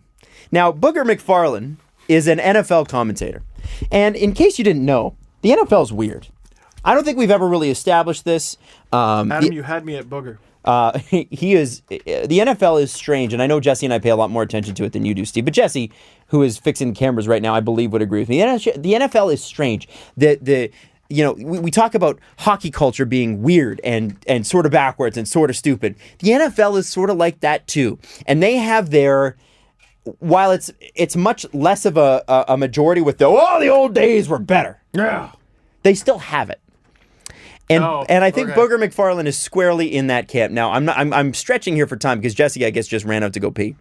And he has to be able to hear That's this what clip. it sounds like, yes. So, when you think hockey, you think what do you think about like anything Brian Burke says? Conservative hockey mind, right? Yeah, just a little bit old school. You know what I don't like? I don't like the way sticks bend these days. I don't like the fact that it's flag football and that there's all these new exotic names like Booger. Like, why isn't a guy... my brother-in-law was telling me he went to like an amateur wrestling thing, like an independent wrestling thing, which I badly want to go to. And I know there's That would be fun. one promotion that listens to this show and still need to go to it. But anyway, I know a guy who does it. Like in Like, in isn't that cool? Saskatoon. Yeah, his name's and he got you in. Yeah, no, he didn't get me in. No. His name's Drew Dalby. If you're from Saskatoon, he's on the Wolf in the afternoons. Give him a listen. He's a really great guy. And he's a wrestler as well? He comes in and he'll do like the ring announcing, and occasionally he'll get like involved in the wrestling. awesome. It's pretty neat. But anyway, sorry. Well, my brother-in-law was telling me there's a wrestler who has like a leather cap and goggles whose name is just Shitty. And fans go, Wow. Shitty, Shitty, and there's kids there, and the Shitty. Really? Okay, so here's Booger McFarland talking about how he used to pee his pants as an NFL player, and that made him more of a man. Hang on. Is the line, Oh, hang on. back in my day, peeing your pants was the coolest? All right. Here we go. Sorry, I edit this, Jesse. Let Booger speak! I'm not going to edit it.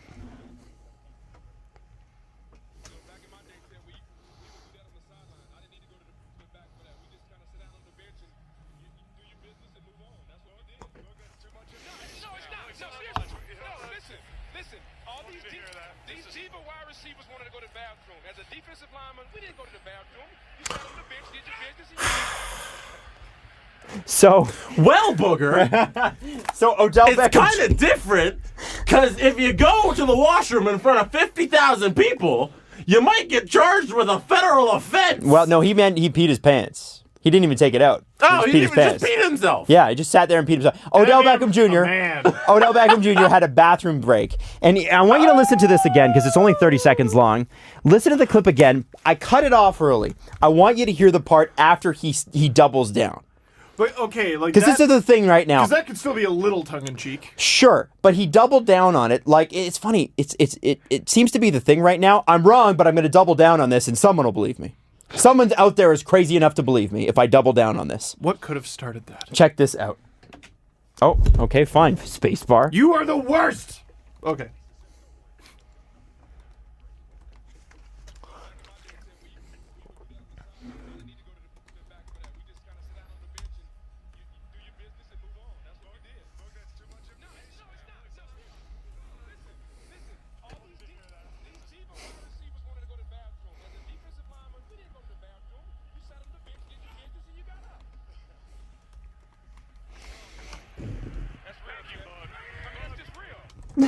It takes a lot That's for just real. a play-by-play real. announcer to not have anything to say.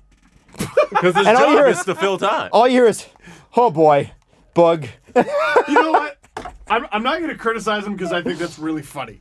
And now we're talking about it. I would have never known who Booger McFarland is. I've never heard of him either. I'm going to go ahead and say his birth certificate does not read Booger. Anthony Darryl McFarland. Maybe he's called Booger because he also blew his nose on the bench and never got a tissue. And that was his thing. And he just had boogers on his jersey. Covered 9 Respect kinds for of... the jersey. We boogered. Respect for the jersey. We peed our pants because Now- we were men. Because we Do you respected. want to hear it. why he's called Booger? Yeah. His bad behavior prompted his mother to call him Booger, for which he was teased by his sister because he used to pick and eat his boogers. Oh. By the time he Okay. was 10, he was taken to a psychologist for his nose picking. When his friends heard his sister calling him Booger, they started teasing him with this nickname as well. The culmination of McFarland being a bad kid happened when he set fire to his family's trash pile while his mother was away, nearly burning down the house. His mother was furious when she found out. Despite McFarland's bad behavior waning after age 12 to 13-ish, his nickname stuck and followed him to LSU and the NFL, and now his broadcasting career.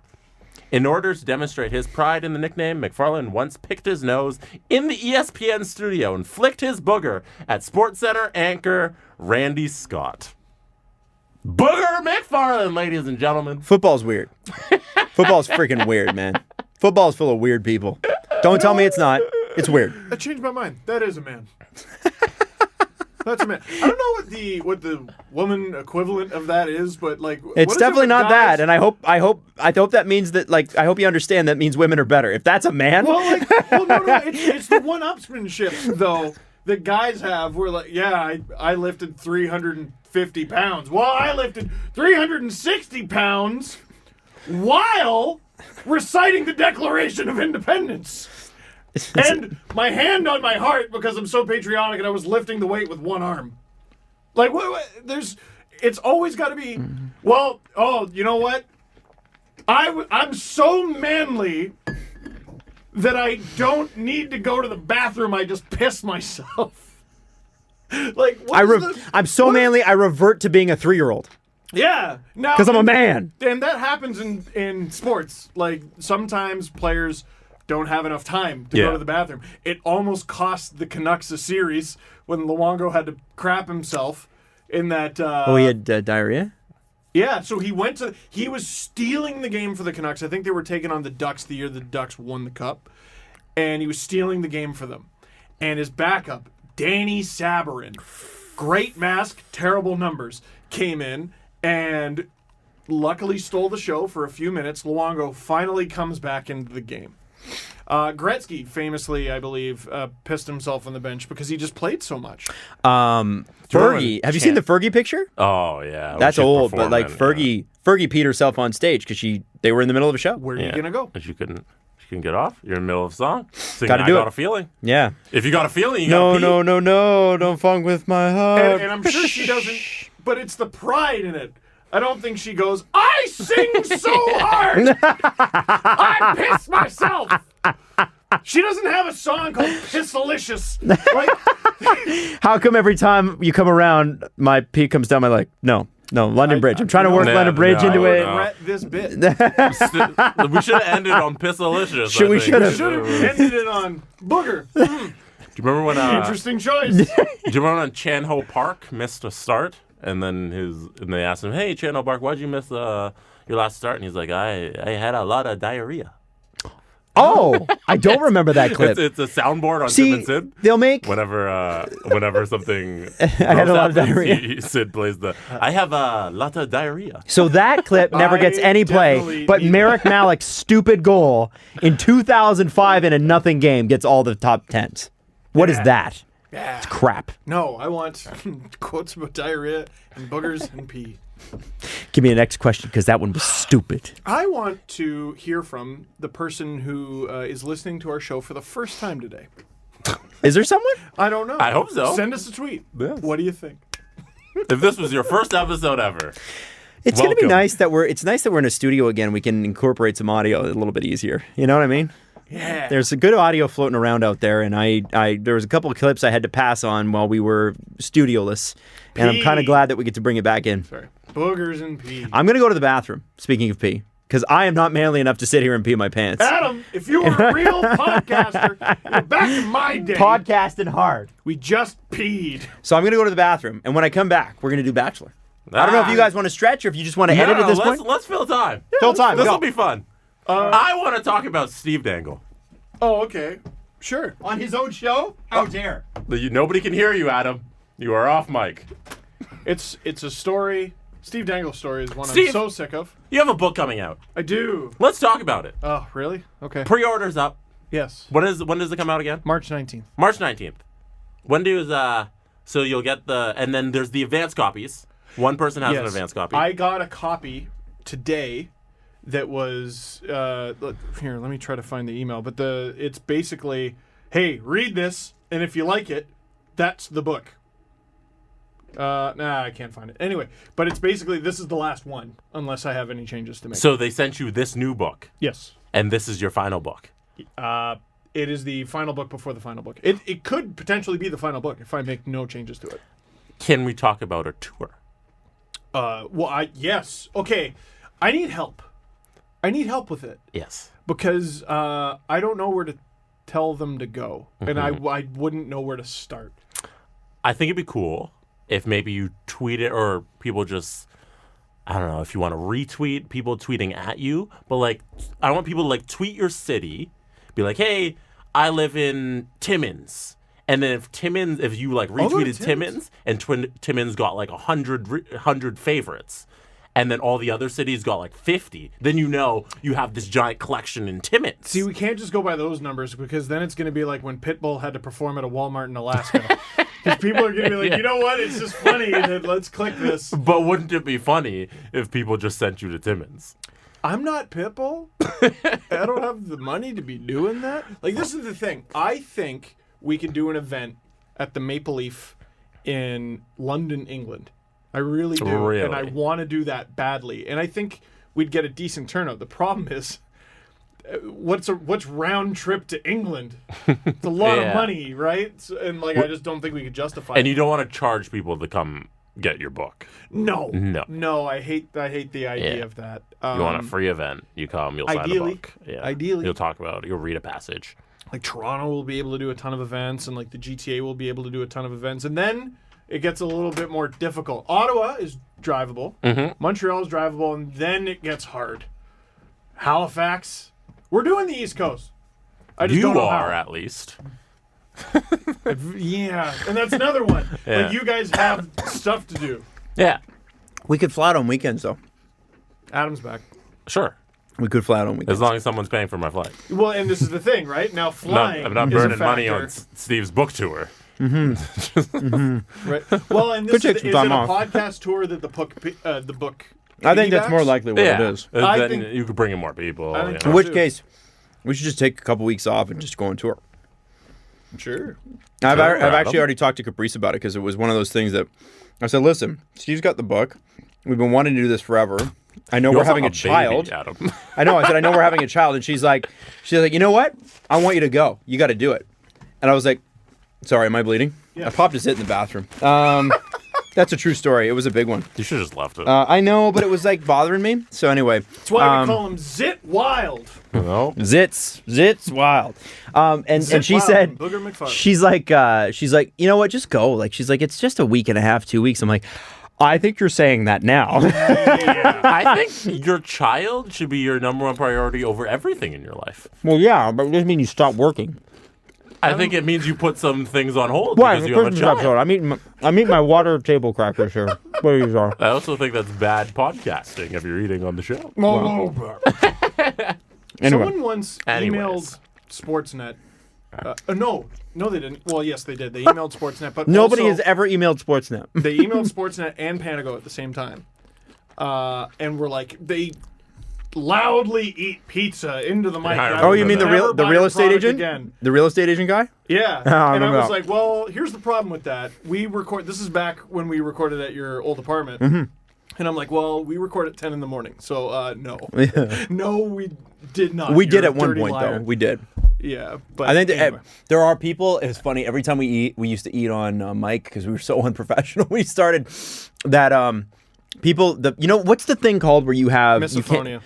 The people with misophonia, Yeah. like the tweets would be like, "Please stop Yeah. what you're doing, please." Yeah. Um, I feel bad about it. Can I tell you about Colton Underwood? Oh, great. Are we doing The Bachelor? Can I tell you about Colton Underwood? Let's talk about I wanna know Bachelor. about Colton Underwood. Colton Underwood. That's a white person right there. I'm sorry, that's a white guy name. Come on. Fun fact: his skin is white. Ah, shocking. Wow, way to go, Jesse. He's a Someone- Caucasian male. Someone tweeted today Christmas tree flavored chips. I would eat that. I would eat that. I don't know what Christmas trees taste like, but I would try one. Try it. Yeah. I'm actually I'm- sad we don't have a bag I'm here. a little intrigued. Yeah. Where do you get them? Definitely not Canada. Iceland. Iceland? Are you I would have serious? thought America, the capital of all weird ass I'm sure flavors. they have it there The too. picture's from Iceland. Yeah, you just only know it from one tweet. Yeah. Yeah. Yeah, Iceland, that bustling market of 400,000 people. That's where I they're heard trying they out the also flavors. just got the PS2. so No, we're going to launch it in Iceland. Because if we can make it here, we can make it anywhere. It's the hardest market in the world. We love Crash Bandicoot. all right, Colton Underwood. Colton Underwood, let's tell it. Colton Underwood burst onto the scene during season 14 of The Bachelorette. oh, he's he's a already vet. known. It was his good looks, love for dogs, and vulnerability that charmed not only Bachelorette Becca Cuffrin, Not but enough, obviously. but all of Bachelor Nation. This former NFL player made a play for Becca's heart, but was sadly sent home after professing he had fallen in love. Now Colton is back and ready to capture hearts across America yet again when he returns for another shot at love. Starring in season 23 of ABC's hit romance You're reality kidding. series, The Bachelor, which premieres in January 2019. Colton is 26, best known for his candor when speaking about his virginity, and had America standing by him when he discussed the sensitive topic during his emotional breakdown on The Bachelorette, The Men Tell All. So is he virgin? I don't know if he's still a virgin. There is They a don't bit of an clarify. obsession on The Bachelor with having some sort of virgin, a too old virgin on every time. And I don't. It's an American thing, eh? Because in Canada, it's like I'm a virgin's not a badge to be worn for any. I mean, it's like oh, okay, good for you, fine for you. Once again, but it's in America, it's America. like it's an accomplishment. You've done something. Yours is a silly tribe. It's a weird place. Wait, so I'm So sorry. it's- He was it's- on season 14? During season 14 of The Bachelorette. And this is 23, and he's now he's only in- 26. Yeah. no, but they. So they he was do- like 22. They do seasons? two per seasons, year? 2 seasons a year. That means So- he would have been like 22 when he was like, and Yeah. he managed to play in the NFL somewhere in that time too. Yeah. And he's 26 now. I don't think you should. That's be a lot overreacting about accomplished that. before No time No. for sex. I was training too hard. I'm Tim Yeah. Tebow. You just So, oh yeah, you just sat there and peed your pants. on I played season so hard, I didn't even have. Sorry. on season 14, it seems like he was a virgin, but they don't clarify if he's still a virgin. So he's not. It'd be great if he Because if he back- was, then he would be parading that, would he not? He's gonna Sure. come back with like a leather jacket and pop collar and No, I imagine him like in Greece, like the Sandy D transition, where she goes from sweet Sandy to like badass Sandy. Yeah. So he's sweet Colton and badass He's gonna Colton. find out Colton held 2 different girls' hands at the same time. Whoa, he's got Damn, chills did it. and they're multiplying. He's damn. That's Colt. So there are 30 contestants. All right, let's go. There are 30 contestants. I'm ready. We're gonna go through. We're not going through all 30. We're not going through all 30. James! But I've picked out some of the best bios. Hopefully we'll end on. Oh, you actually did like some pre-prep on Oh this. my God, yes. I've God been holding bless you, on to Jesse. this for weeks. You're a good man. All right. Yes. So we'll start with Tayshia. Okay. Is this the girl? She is one of the bachelorettes, one of the 30. Oh, Colton's the guy. Yeah. Colton It's is around the him. bachelor. Oh, This is his show. Yeah. He is not a contestant. right. It is his show, and I wanted you to know who these girls will be chasing after. I was about to say that was a very thorough profile of one of many. Okay. No. that's good. Okay. Tayshia, she is this Southern California girl is definitely not the squeamish type. She draws blood for a living. When she's not filling up vials for her patients, she volunteers at her church and goes wine tasting. Unlike her patients, Tayshia hopes Colton feels faint when he sees her. Hey. You know what I like about her is I dab the blood off of my zit. She doesn't mind blood. I think that's cool. I'm into that. She would love you. She'd be licking your forehead right now. She'd be drawing it. She'd be drawing it with a pen and paper. That's a bloody disgusting visual. That is a She's 28. okay. It's an interesting theme because like you have to have a theme for your bio. Yeah. And hers is blood. Yeah. Sets her apart. Not I don't think squeamish. anyone I thought it else was has done kind of cutesy. Didn't mind it. that. Yeah. She's medical. You know what I mean? They always have the medical person. It's what they're Yeah. trying to get across. Yeah. So I assume educated. Yes. Yeah. Have to be. obviously. There's no amateur. Yeah. There's nobody with a high school education being like, yeah, I'll just draw some blood from you. Give me a second. Hey, I'm a doctor. And by the way, I say that as a high school educated and only high school educated person. No, you had 1 year at Ryerson. And 1 year at Humber, too. And Humber. Let's Also, not I forgot forget. about that. Humber Hall of Fame. That's right. Humber Hall of Fame. Humber. Yes. But I'm not drawing blood from people. no. Tajwan, she's 25, Okay. business development associate from Castle Pines, Colorado. Tajwan grew up in Houston but moved to Colorado with her mom, brother, and 2 dogs. What a she change. loves reading, outdoor concerts, and shopping with her mom. She has a tattoo that says, I love bad ideas. Hopefully, Tajwan only sticks to her good ideas when it comes to Colton. She also is the tattoo or the reason that she loves bad ideas. Do you see the cyclical effect of that? So here's what we have. So we've done this long enough that we know their patterns. There's always the outwardly crazy one, whether it's bachelors or bachelorettes. There's always the I'm nuts. I have conflict with everybody. Who is the guy? Oh, Lucas, And right? he had this weird childhood beef with another guy, Yeah. and they couldn't focus on the girl, and they just bickered at each other in the parking lot, even on the way out. Blood feud. What's her name? Shia? Tajwan. Tajwan. So No, Shia Shia's was the first one. Yep. Tajwan. She reminds me of a delicious meal at a Chinese restaurant. Absolutely. That's She- Szechuan, by the way. Sauce. That's right. Szechuan sauce. This Okay. is Tajwan. I just drink Tajwan. it. I drink the sauce directly. She is the low-key crazy one. Ah, You don't discover, and the third episode, you go, wait a minute, but it's this slow burn. You go, she's not saying very much. Third episode, wait a minute. Episode 4 is when you're like, I'm pretty sure she's about to blow. Yeah. Episode 5, she elbows someone in the throat. And then you she see the can't camera cut continue. to her tattoo. I love bad ideas. I love bad. Slow mo. It just keeps, she'll be like, oh, no, I'm fine. And then the camera cuts to it, and you're like, what is this foreshadowing nonsense? Truth. Yeah. Demi, Danny. an interior designer, 23, from Red Oak, Texas. 23 is early for that. Would 20? I don't know. Maybe that's just me, but 23. 26 to 23 is not bad. I mean, early though. Like you want to get married? 23? Is that the 23? point of the show? Yes. get married? They Yeah. all get married or engaged anyway. Oh, yeah? That's the whole point. I guess I don't know enough It's like about the thing is like, will he propose? They never don't propose unless you're Juan Pablo, who is a gigantic asshole, like who literally Facts, everybody big freaking facts. hates, right? It's not Like long, Dancing with the drawn-out Tinder Stars. with horses. Dancing with the Stars kicked Juan Pablo off because he was so hated. Because every Bachelor, like Colton Underwood, will be on the next season of Dancing with the Stars. That's the way it progresses. Whoever he picks, he will be on the next season of Dancing with the Stars. It's an ABC production. That's what makes sense. You continue the life of the character, and then he goes on the Bachelor tour, and they all do that. You know, they make lots of money doing this. I love Adam when he explains pop culture things. I don't understand. Yes, so the whole point is to get engaged, to fall in love. Yeah. I understand falling in love at 23. Not necessarily. I mean, listen, it's not for everybody, I guess. I mean, wait until you're almost 30. Yeah, Adam, but what's the tattoo say? Not her tattoo. Anyway, she's 23 years old. Demi, she's an interior designer, Red Oak, Texas. Good for her. It's good. Demi's bio really stood out to me. Oh, great. Why? It says, Demi grew up in rural Texas and is a proud country girl.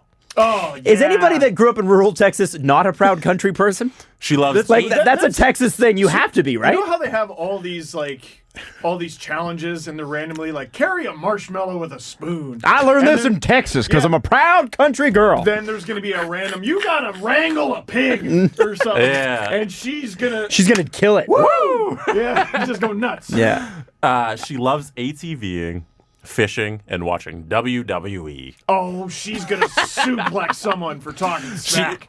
And this is also in her bio, that she can also drive a stick shift.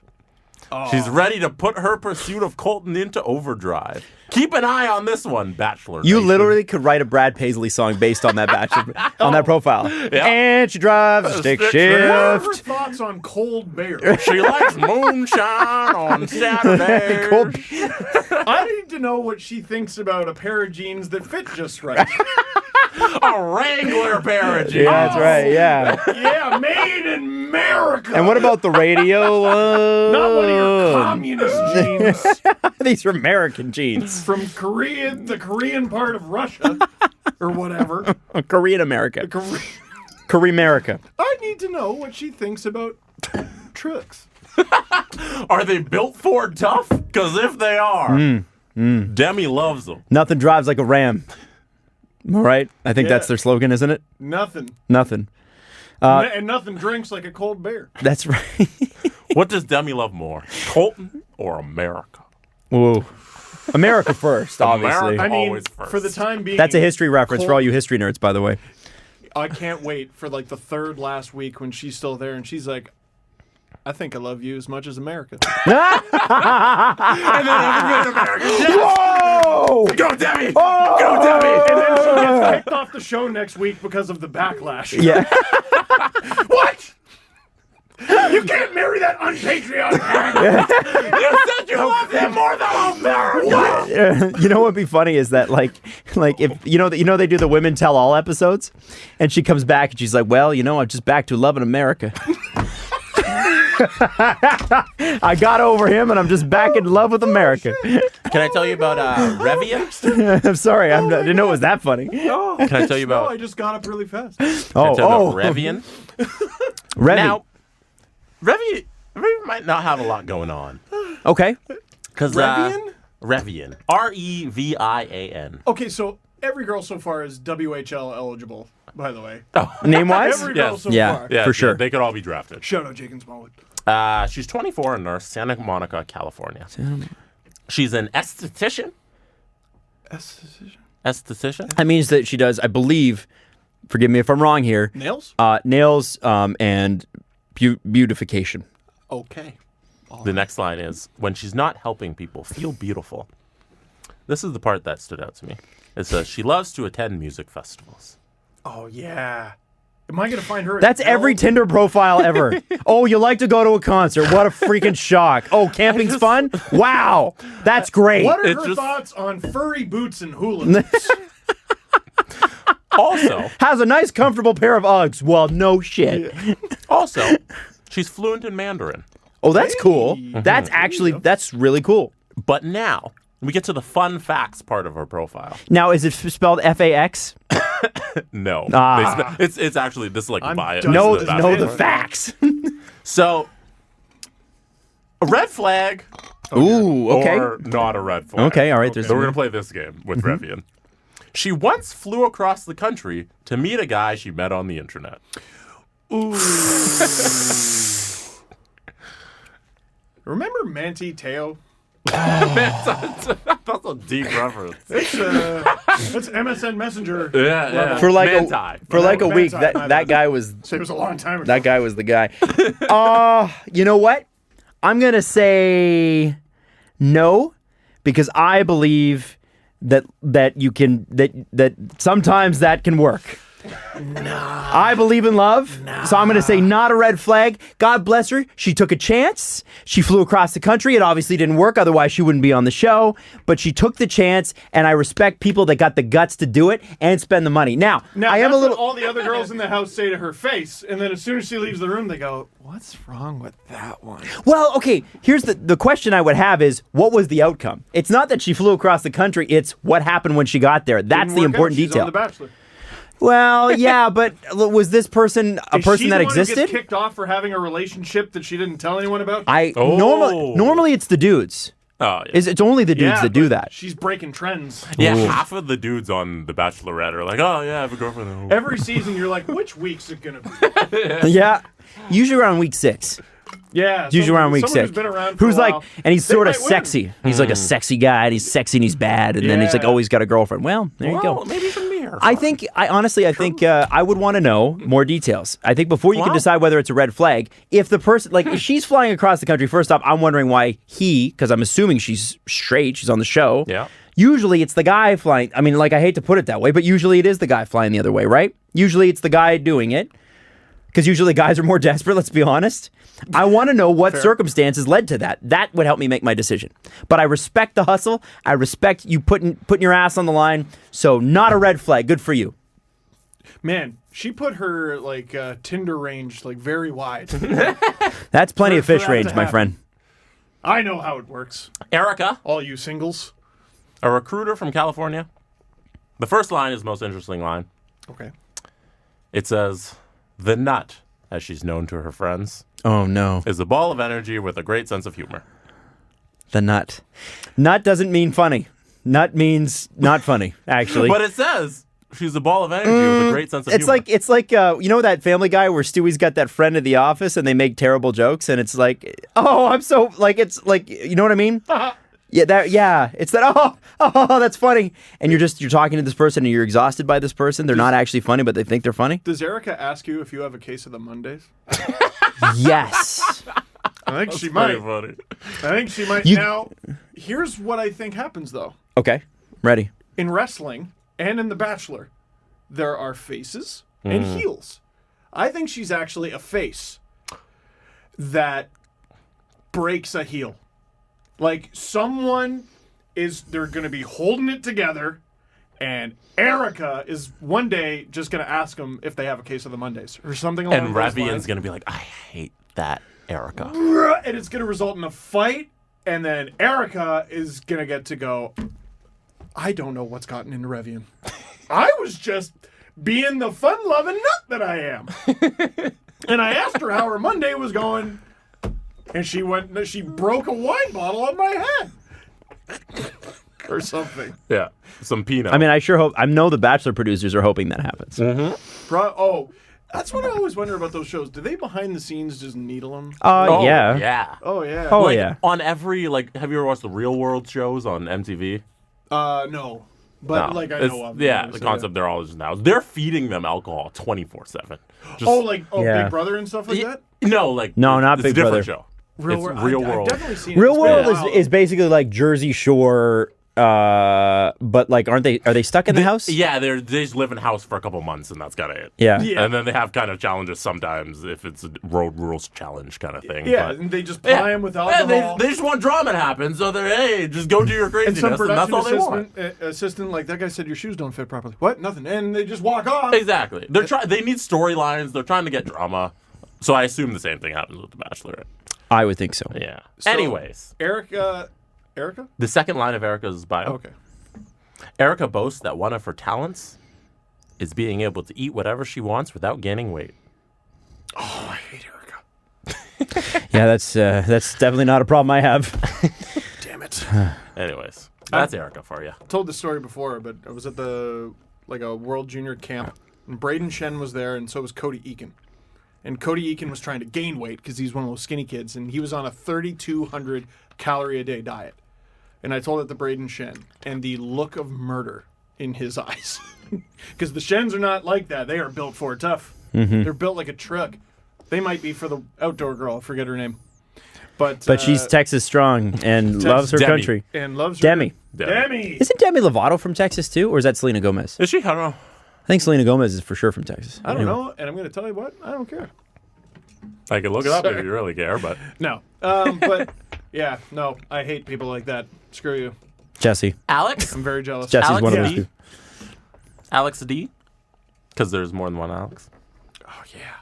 I like that. A New England girl through and through. Oh, Pat's fan. So You're out. you might start hating her right now because it says Alex was born in Cape Cod, went to college at the University of Massachusetts, and now lives in Boston. When she's not cheering on the Patriots or Red Sox, she's working as account manager for an IT staffing agency. Alex talks fast, but tends to move slowly. Very slowly. So I assume she's going to be the one on there with the Boston accent who the entire Northeast will fall in love with, besides New York. Besides New York, yeah. Yeah, everybody will love her except for New Yorkers. Say everyone's name wrong. Hey, Raven! I would love if they had video of Alex and we could hear her talk and hear that Oh, accent. for sure. Yeah. She is the New England You're looking girl. real sexy tonight. See, for sure is not like a Boston thing to say. It's a Canadian thing to say that I made Bostonish. Well, whatever you say in that accent sounds Bostonish, right? Is she the one? I can't wait to take you to a Sox game. Colton. There's something about her. Cold Underwood, Underwood, right? Underwood. Yeah. You want to them House of Cards, guys? It's so hard to do the Boston. She misses a challenge because the Pats game's on. Oh, Can't man. go. Did Colton ever play for the Patriots? I will Oh, look it good up. Ooh. question. Let's look up Colton Underwood on Football DB. Is that a thing? NFL DB. I'm pretty sure it is. Yeah, they have DBs for all of them. They have baseball DB. Yeah, they have like MLB DB. Good and- business model. I did a segment this summer with a guy, and he will remain nameless, but he's on the Blue Jays broadcast, who was one of the Bachelors, and Canadian guy, really nice guy, was also a relief pitcher for like 7 years. So you narrowed it down. Yeah. Yeah, you can find out. Anyway, he's got his log. You're That's all the really details about his life. I won't name Oh him. yeah, That is no, I too won't name him. specific. But That is not anyway, B-roll. super nice dude. But he talked about like he came in and he's like, and I remember Greg Brady was like, "Do you want to talk about The Bachelor?" And he's like, "Well, we don't have to." And I looked at him like, I'm like, "Man, we don't need to talk about The Bachelor. You've talked about that your whole career. If you don't want to, like, let's not." And he's like, "Okay, all right, we'll just talk about baseball." And we're like, "Yeah, we can just talk about baseball. It's a sports station." Like, and you could just see the relief come off his shoulders. Like, I'm so tired of talking about this. Thank goodness.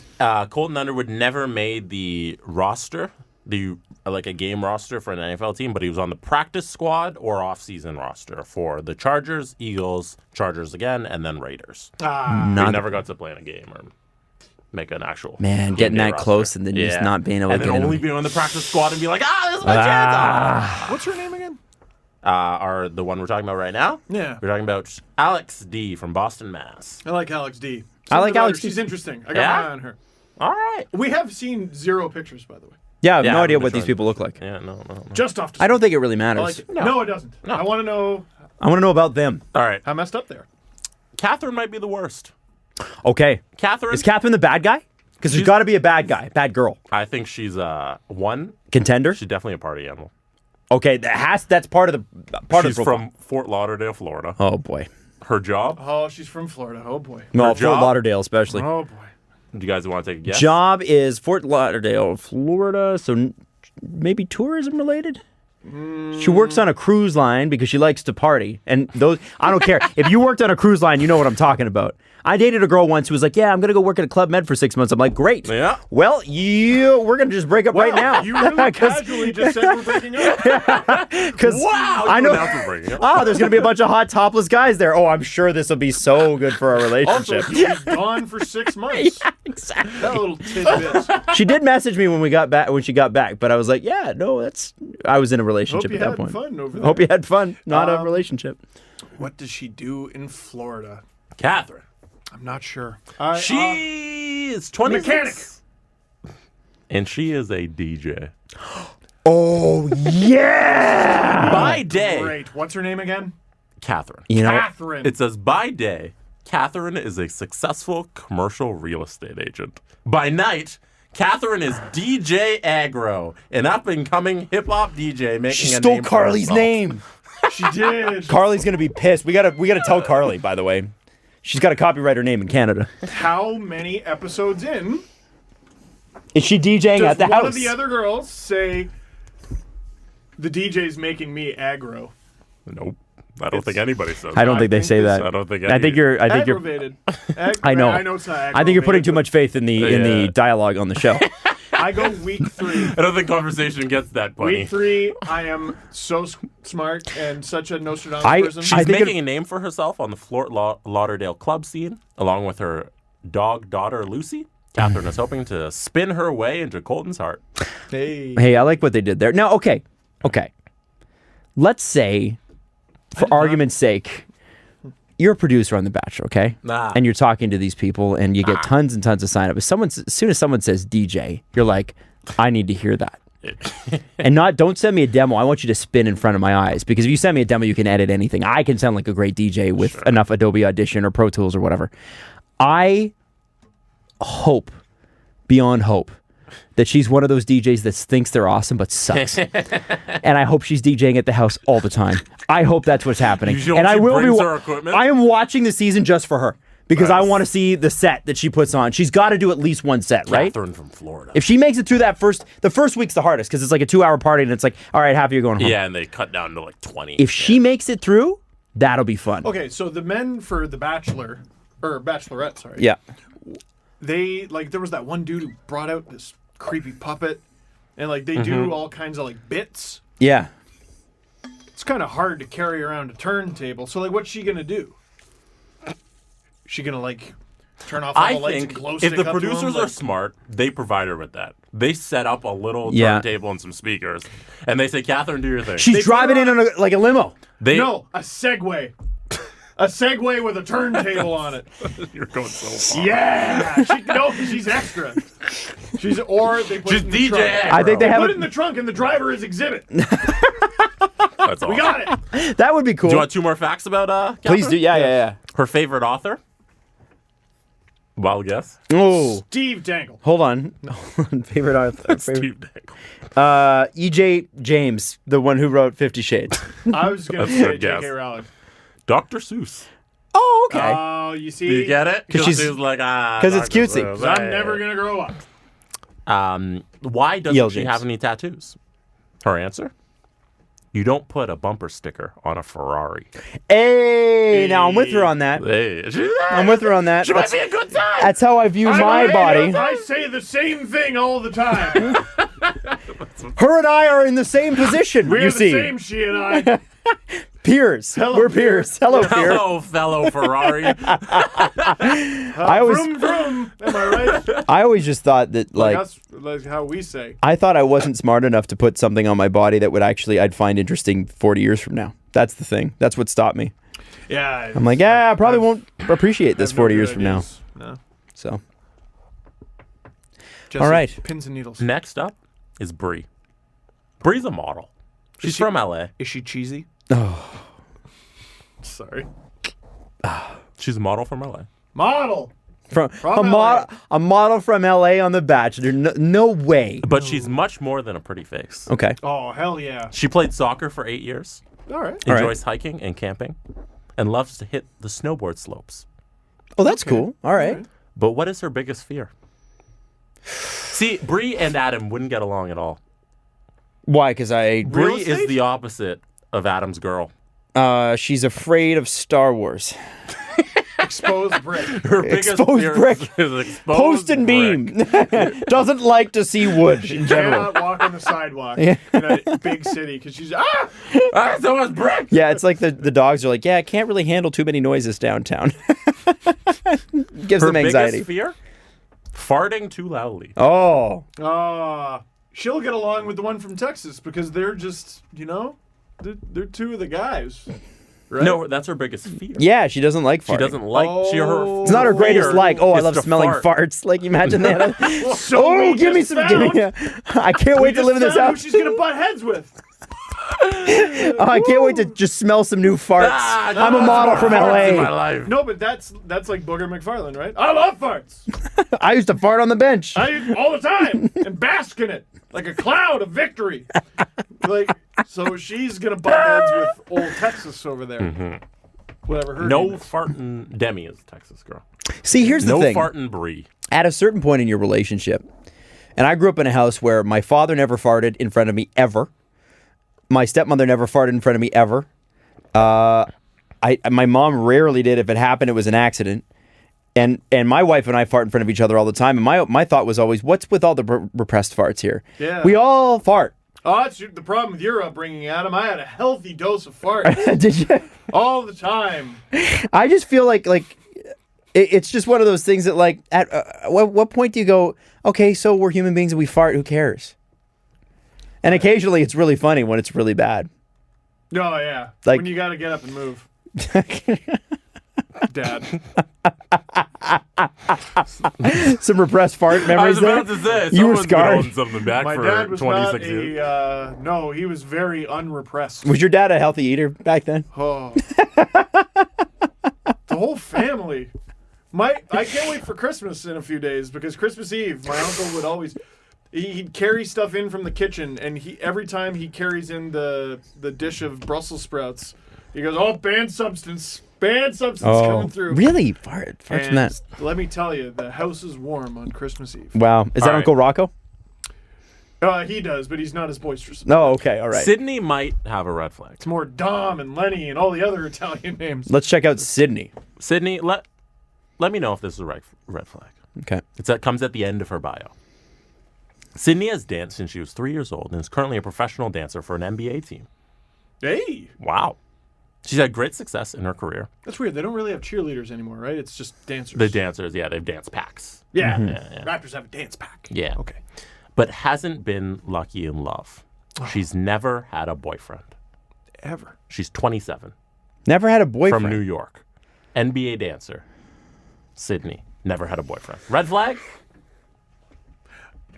Ooh, that's odd. That's worth a conversation. Yeah, I want to know why. And I guess we'll find out on the show. I guess that's the idea. But I wonder, like, on this Bachelorette's, the Is that your- craziest is that your season Chris yet. Hansen? I want no. Chris is actually he's really not affected, which is nice. It's refreshing from some of the American TV peeps. But I have to say, yeah, that's a red flag for me, and I don't care if that makes people. Whenever people are like, well, I haven't had a. If you haven't had a relationship in your adult life that's intimate, that's an issue for me when you're closing in on 30. That's a problem. Every prospect needs some development 100%. in junior and maybe sometimes the minors. And I also look at it and I go, okay, so is she going to be the one? And there always is that one that's like, I have a big wall around me. And there's some sort of reason that they have a big wall around them. And then eventually the person, the bachelor initially, or the bachelorette, whoever it may be, will try to break through the wall, and eventually they'll be like, oh, fuck it. This Go is too home. much work, Does yeah. she need to learn how to let people in? Is this her journey? That's it. Yes. Yes. One day- but maybe, just maybe, Colton Underwood will be a slam dunk. That's the wrong sport. No! She's an NBA She's an cheerleader. NBA dancer. It was good. It was good. It was funny. Right, I forgot that. My I bad. got it. And maybe he'll score a touchdown. I don't freaking And know. he'll put that hoop on her finger. You know what I'm saying? Yes! I needed to come back from earlier. I had some whiffs. That was good. All right. Aaron, All right, Aaron. this might be the worst red flag we've had. Oh, okay. All right. The way she also ends her bio. This is a 3-hour episode. I love it. Erin works full-time at her stepmother's home improvement business. Erin, she's from Plano, Texas. Her stepmom's name is Tim Taylor. She's not afraid to get her hands dirty, but cleans up nicely. When she's not working, Erin enjoys ballroom dancing, as long as it's not too late of a night. Erin also loves expensive shoes, but admits she can do a better job keeping track of them. And then tacked on to the end, Erin decided to include She loves pumpkin spice lattes. Just for no reason. Ooh, red flag. That's just at the end of her bio. She loves pumpkin spice lattes. She should have just put, I am not interesting in any way, shape, or form. There's nothing about that you can grab onto. That's not a personality. She listed where she works and then 3 boring things. And then she loves PSL as a personality. That's the thing. Like, So do I. I have a friend. I wouldn't put it in my bio. I have a buddy on Tinder, and I forget what was the bio that came up. Jesse is a mutual friend of ours. The bio came up, and he like read it out, and he's like, "This is not a personality." And that's the thing. Sometimes people like list things that are generally liked, and he's like, "That doesn't make it a personality. The whole point of a bio is to give like, what kind of a person are you? Yeah. That is not a personality." Loves food. Yeah, foodie. I mean, yeah. No, foodie. Yeah, likes to sneak a little chocolate. I'm not a foodie. I'm just pudgy. I love it. I love food. And I love I'm shoveling quantities. it in my friggin' mouth. Well, that's going to get isolated. But doesn't make me a foodie. It helps that you paused before and after. Yeah. Gave you an audio in and out. That was a real clean edit. Yeah, it really was. That's how we should start the show. And I said in and out right after. Yep. Yeah, it's good. No, yeah. So PSL girl. Yeah. I think that's someone else who, strangely enough, would be afraid to open up. Because whenever people put those facts forward, I'm like, you're somebody that's not confident enough to just tell me who you are. No, it's and like that's okay. Sometimes not everybody is. What? Nothing there. Just. Sometimes you find nothing, yes. Yeah. Sometimes you open the book and there are no letters on the pages. But then, no, wait. Have I not been doing this for, like, time now? Her bio sucks. Yeah. But we find out something mind-blowing about her in week 4. If they had something mind-blowing about her to tell, they'd have teased it in the bio. No. They would have. No, she's a little Easter egg. No. Yep. Guarantee it. She's a little Easter egg. Dude, you know the 80-20 rule. No, because there's always the ones who... I think you can get voted off by saying too much rather than not saying enough. So she might appeal to Colton like, I want to get to know her a little bit more. And then she hits him with like, I saved a lion from a fire. A fireman carried a lion out of a fire. Oh my God, what scenario was that? Did you work at a zoo? No, it was in an office. How did the lion get in there? Oh, and she just has this crazy And that's story. next week on The Bachelor. That's next week on the How Did the Lion Get There? And then the Boston girl fights her because she doesn't like the lions. And Boston girls aren't afraid to fight. No! And the Texas one comes in and Wrangles, tries to break it up. Wrangles a pig. Wrangles a pig for some Hog ties reason. to both of them. There wasn't They're even a sitting pig there on like, set. we're humans, this is illegal, don't do this. Yeah, it's like Red Dead Redemption. She just leaves them on the train tracks. I haven't played it yet. Oh. You guys want to hear about Heather? Heather Yeah. is our second last bachelor. Heads doggy dog. She's penultimate, I believe is the term. Second last. I like that. She's from Carlsbad, California. Born and raised in San Diego. She's a Southern Cali girl, through and through. Thrill seeker who enjoys bungee jumping, skydiving, and river rafting.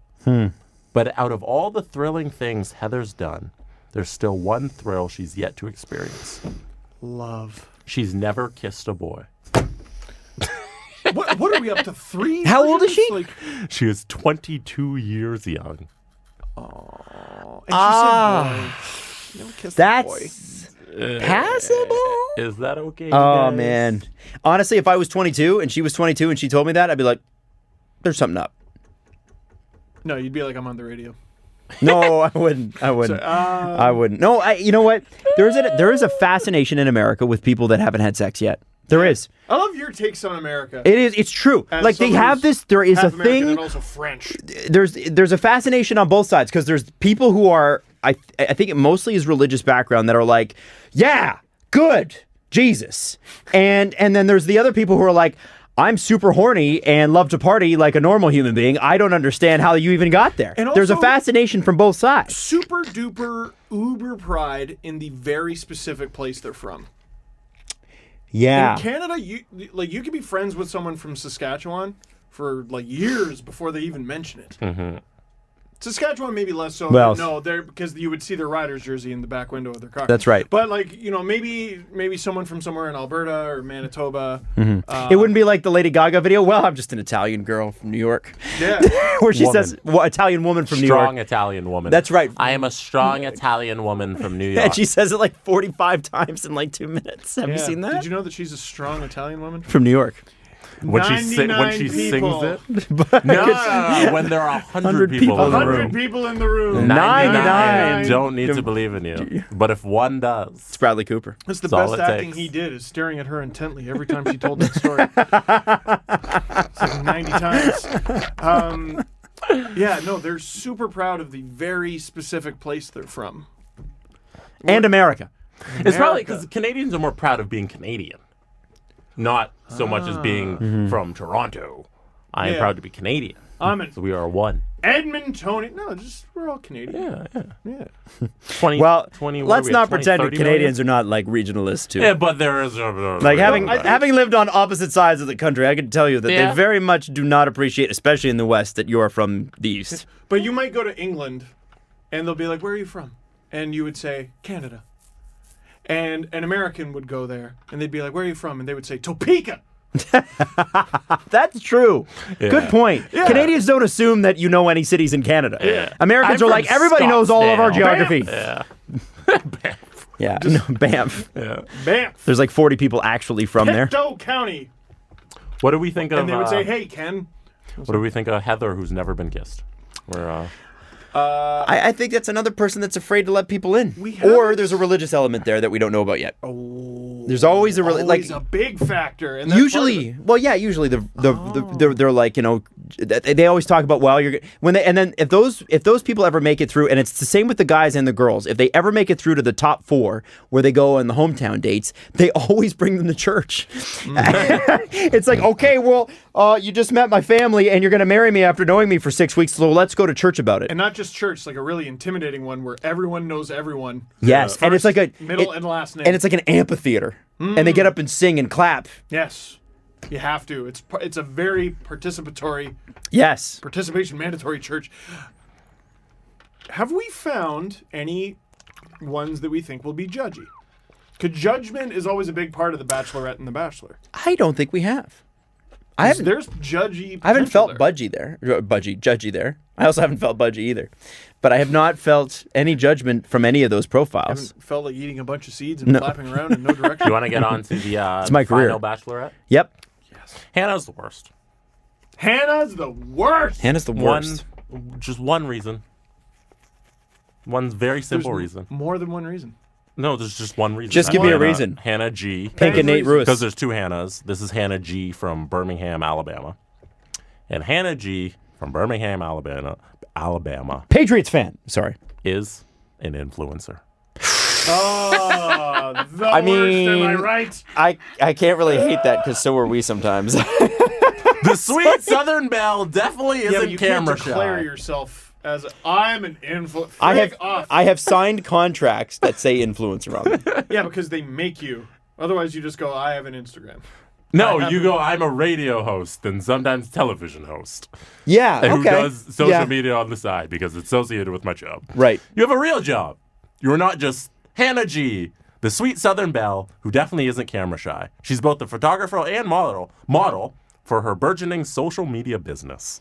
So what's the business though? Her social media See, the thing business. is that like, what is the what do you like? There are people on Instagram who are like, they do interior design, or they do cooking, or they do vlogging, which I never understood, I should or be able life to type advice. in Hannah G and find you. I'm doing it right I now. want to know what she does. Apart from planning the photo shoots for her next posts, Hannah enjoys being a foodie and glamping. That doesn't tell me anything about Hopefully Colton likes in quotes. I found her. Get it? Because likes. Hannah. Yeah, you found her. How many followers? 74.7 thousand. That's a lot. That's a Oh. lot. Followed by Morgan Riley. Is this the correct Hannah G? This is That is Okay. Hannah G from And the- what types of posts? There's her Bachelor post. Mm-hmm. There's, oh boy, she's one of those Instagrammers, eh? Where I've never understood the staring off into nowhere pose. I don't get that either. What's over there? Me looking cool. all bundled up for the holidays, am I right? And she's in a bikini. That's funny. Because she's funny as well. I get that. I give it to her. Give it to her. That's funny. I should post one in a Speedo and say the same thing. You should. That actually kind of would Not be only funny. is she funny, but she likes ice cream.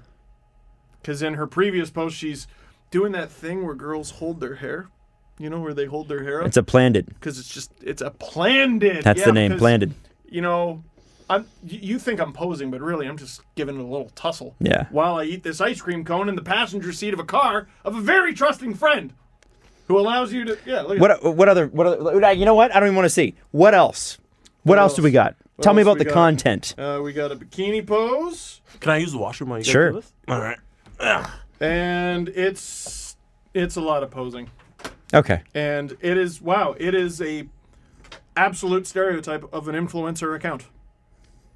It's just, here's me posing, I eat every now and then. Ooh, bridesmaid picture. Very important for an influencer. You got to mix in one of those. And they very noticeable, and it's too bad Jesse's not here for it. They're all wearing flower crowns. Yeah. Oh, yep. I tell you what, I'm super bored. But Morgan is not, so I like her. Okay. You know what? She's one of us. I hope Hannah G wins. The official pick of the Toronto Maple Leafs to win the Bachelor. I would love for a real, in-your-face, typical YouTuber to get on The Bachelor or The Bachelorette. I actually want it to be a guy. And the reason I want it to be a guy is, going through those profiles, I find the guy profiles just so much more ridiculous, right? Because guys are less forthcoming about things. When we've done this before, The Bachelorette has better bios because it's guys who, it's like they're so uncomfortable with coming forward with anything about their personality that they're pulling strings, or pulling straws, just trying to get them out, trying to get something out.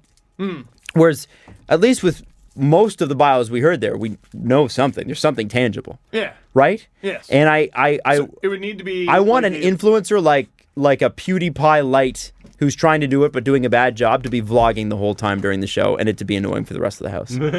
I think that'd be awesome. right. That would be fun. Oh, did you give me this to? Yeah, that's actually is this from to me. Pass around? That's from me. So you're Sorry, just yeah. opening Adam's present? No, they're there. Hey, I mean, it's your present. Yeah, it's our present. Yeah. So yeah, why don't we open? Yeah, For let's the open. Lindor chocolate. Which one first? Doesn't matter. Sure, Actually, you know what? Let's open mine first. Let's start from the bottom. Start from the bottom, now we're here. Now, I'll be honest with you. Probably don't want to read what I wrote to you in the cards. Oh, is this? Yeah. Oh, But what I got you I will was not. just that I got. Oh, you got me like a serious gift. Well, it's not a serious gift. it's a Damn, very Adam. nice card. Well, here's With, the thing. Pop-up. Here's the and thing about felt that. Santa, snowman, and reindeer. Steve's, those are all finger puppets, and I thought each of them can represent one of us. And Which one am I? And I got you $50 Visa gift cards because, honestly, I just ran out of time to shop, and I'm really sorry. But I love you guys. Normally, I do pretty good presents, but this year I Adam gave us goofed. $50. Thanks, man. Whatever, okay? Thanks for your shitty gift. You can use It's it a for very dog nice food or card. something. Looks like we spend more on thank the card. Well, you get finger puppets, and Jesse gets one. Show the camera, Jesse. Oh, it is a finger It pop. No, you're not even. How do I do the thing? You got to. Like, No, it's I on the didn't back. wanna It's on the break back. it. Pull the tabs. You See? can take it off. Look. Look at this. Push tab in to lock. So what do I do? So it pulls apart, and it becomes a Christmas ornament. Just So don't do I, read. do I take these off? Did I get one of those? I don't know. No, you just got a card with finger puppets. Oh, you cheap I prick. wanted interactive cards. There you go, Jess. Oh, I like it. It's coming. Oh shit. You see? Ah. So the reason I got this for Jesse is I assumed this would be the only Christmas ornament in his house. Yeah, there's no decorations in my entire list. Because you're in your mid-20s, and why would you? There's no point. Exactly. I can hang this up somewhere. And I Put it said, on my piano. I said, please don't feed it to the dog. She might eat it. Thanks for the gift, Adam. That's cute. These are the finger puppets talking. You should show the camera. Go up to the camera. Gosh. Oh gosh. Oh, jeez, Rick. Oh jeez, Rick. See? Hello, everybody. Harry Potter. Snape. Severus Snape. All right. Sorry. A little bit throwback. Let's Anyway. go to my Sorry I let everybody down. Steve. No, I liked it. Okay, so Jesse's gift just made a glass breaking sound. And is shooting lasers at Steve What now. on God's green earth? What? one. Wow. He got me Lord There's Voldemort's another one. president there. There's 2 Whoa. I am not a Slytherin, Jesse. Mine says special delivery, so mine's Special better. delivery for Adam Wild. Mine's better. It is better. And a Harry Potter vinyl figure. Oh. Mystery mini, so I don't know what's in it. Oh, shall I open? Oh, it'll be like Birdie Bot's Every Flavor Beans, but for characters. I know what that is now. I wonder if he'll get. I think you're gonna get Hermione. I hope you get Hermione. I'm gonna say Draco Malfoy. It's a Slytherin trend here. By the way, if you wanna have some fun, look up Harry and the Potters on YouTube. They have a bunch of music from like 10 years ago, and these guys in university started a jam band called Harry and the Potters, and they have hilarious songs about like saving Ginny Weasley from the basilisk, and It's like a very niche it's band. It's very like fun. Macaulay Culkin's They band they about went on pizza. like tour back in the day. They had a wow. MySpace and everything. They could make a comeback. Okay, who we got? Snape. Whoa, 2 Slytherins. Yeah. Got the Slytherin one and the. Yes, but Adam, sometimes I think we sort too early. Is that a reference to the book? Nope. Here, wait. I don't think it is. Confundo. That's so lame. You're the lamest thing you've ever done. No, it's not. You shot your Harry Potter You wand at shouldn't me even after be talking saying- right now. You're confunded. Yeah, play along, will you? Yeah. So you just bought Harry Potter things not knowing what they were. Yeah, I know you read the books this year. I'm a little sad that you haven't read the books yet, Jesse. I think you'd enjoy. No, I don't like magic. So here's what I'm worried about. I'm a 30-year-old man, and my entire Christmas is just going to be Harry Potter gifts. Because I have a whole childhood's worth of Harry Potter things to receive for Christmas. There you go. It's going to be great. I already hate the first part of my gift. I reached in and I grabbed it and I saw it. And it is a Montreal Canadiens water bottle. And I hate it. No, but you need a water bottle, so I got you your favorite team. I do need a work water bottle. Yeah, You so I got jerk. you your favorite team. I'm going to have to find a Leaf sticker to put over this. Spray paint it blue. Then I also got you Oh something my God, you need. you fucking... If you remember last episode, when Adam tried to re-gift mini sticks to Steve, that Steve got him. Well, So I have an office that I can actually keep this in now and play with it, so I'm actually going to keep it here. Dude, okay, so I'm pretty sure when I gave you those mini sticks, you didn't have a dog. And now you got 2, and you can just friggin' fling balls and play with the dogs now. That's a good point. It is a great point. I make those sometimes. Wow. I didn't know. think about that. Bindi will destroy that ball. So really, Oh, I I'm- gave you the gift of an idea. I'm not done yet either. and then there's one more gift. I hope you like this one. Oh! Hey! Stormtrooper mug. I thought it's kind of funny And because it's- they oh. do the faces. and- That's right. It says I expressions of a almost got him that, stormtrooper, and they're all the same. I'm really glad I didn't. Hang on. Let me show you in the camera. Show you in the camera. Should I do this camera? This camera, right? The one No, no. that's- You gotta do that's the main on. one. I don't know. I don't know which one's on. Mother. Yeah. There you Here, go. take this while you go over. Right? Am I right? It's cool. Thanks, Jesse. Take this when you go over. No, no problem. You know what I'm gonna buy? I might leave this at work. You know what I'm gonna Yeah, buy you with guys the a work mug. Yeah. For when you need sludge coffee. What boy. I'm gonna buy with the $50 gift card you gave me is a Harry Potter wand, and I'm gonna have Harry Potter battles with my wife. And it's gonna be great. She will love that, and she will participate She in that. will, but she'll insist on being Harry. Oh, So it'll be frustrating. Yeah, you like that? Hey. Will it fit Represent- Jesse though? I hope so. Let's play a game That's called it. Will It It's an Fit extra Jesse? XL, it'll fit. Yeah. All right. Generals hockey. We were trying No, on don't jackets. open it. Oh, That's last. do I open this Yeah, one open first? the big one. So we were trying on stuff with Jesse yesterday. He was trying on a winter jacket. Not yesterday. It was a few days ago. And I was like, XL? Nope. Double XL? And he just puts his hands out, and you see the jacket just go Do you have right to up to go his the big elbow. and tall store? I have long arms. Do you It's think a there's thing. something comical about the size of my automobile? Oh. Yeah, you both got Jenny sweaters. Not quite matching because I No, couldn't no. find the sizes, Okay. but they're nice. I got Generals hockey. I'm Adam's got generally Oshawa Generals. excited about that. Hey, Wow. you see, because I love hoodies. They're the best attire. I love hoodies too, but I get so hot in them. But this one's thin. yeah, that was my Yeah, one yeah. thing. I'm like, but Adam is a furnace, Sweaty of a man. human being. Yes. There you go. Look Last how big. Yo, this is a legit large. Like, Damn. that is really big on me. That's awesome. It's like, if it was a Zara large, it would be like suction cup to my body. You ever been to Zara? No, so Oh, Jesus. Mrs. Dangle made fun of me because we were driving around a plaza and there's a bunch of stores that I have no idea what do they sell in Reitman's? They are a somewhat of a higher end, What but about lower Ricky's? cost women's store. What about that? It says Bombay something. Bombay and Company? Yeah. Yeah, like Banana Republic, kind of like, Oh, is it closed? I had no idea. Yeah, it's closed. Look at Hey! All right, am I opening this? Yeah. Oh, if this. this is... Johnny T socks. Hey! What'd you get? That way you Oh, can you got match- Johnny T too? can match Hey! me. We all got Johnny T socks. Tavares sucks. By the way, the new cool thing to These do are cool. is be like Ariana Grande and wear a huge sweater and no pants. So I feel like I can do that in this sweater with my Johnny T socks. Like She that wears girl leggings, does so the these are long enough. amazing impression. Hi, yeah, Yeah. yeah. What's your favorite color? Cloud. Is that a thing? Yeah. I've not seen No, that video. it's a parody of 73 Questions with Vogue. She was a Vine star at once, and then now she's a YouTuber, and she did a Ariana Grande parody, and it's so good. Is that the same girl that does the Kristen Stewart parody?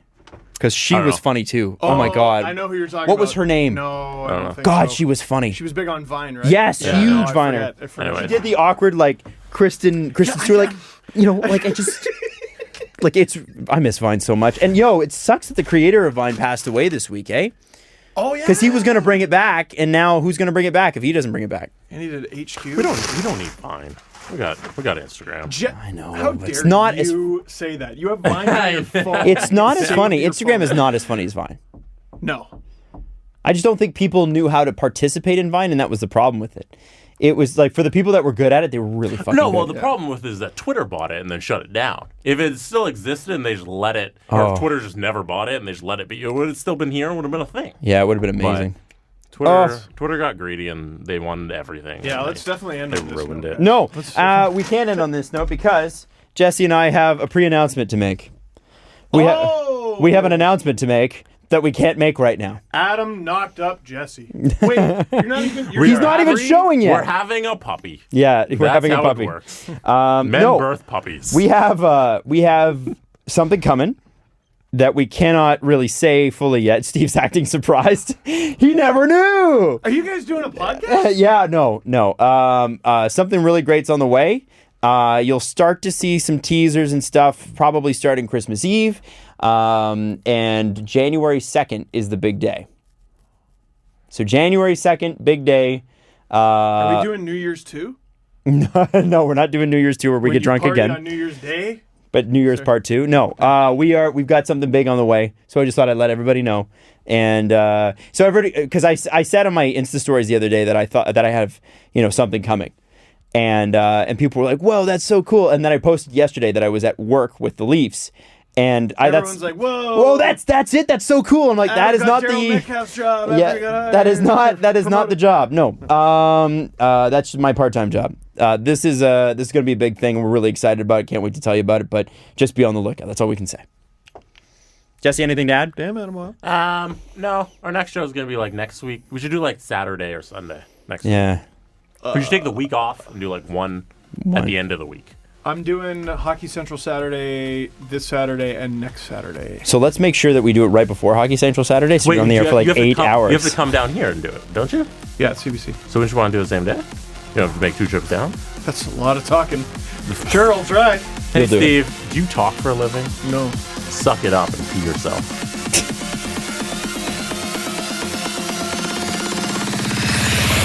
Follow the guys on Twitter at Steve_Dangle, at Adam WYLDE, and at Jesse Blake. The Steve Dangle Podcast. Brought to you by Panago Pizza. Order at panago.com and stuff your face with deliciousness.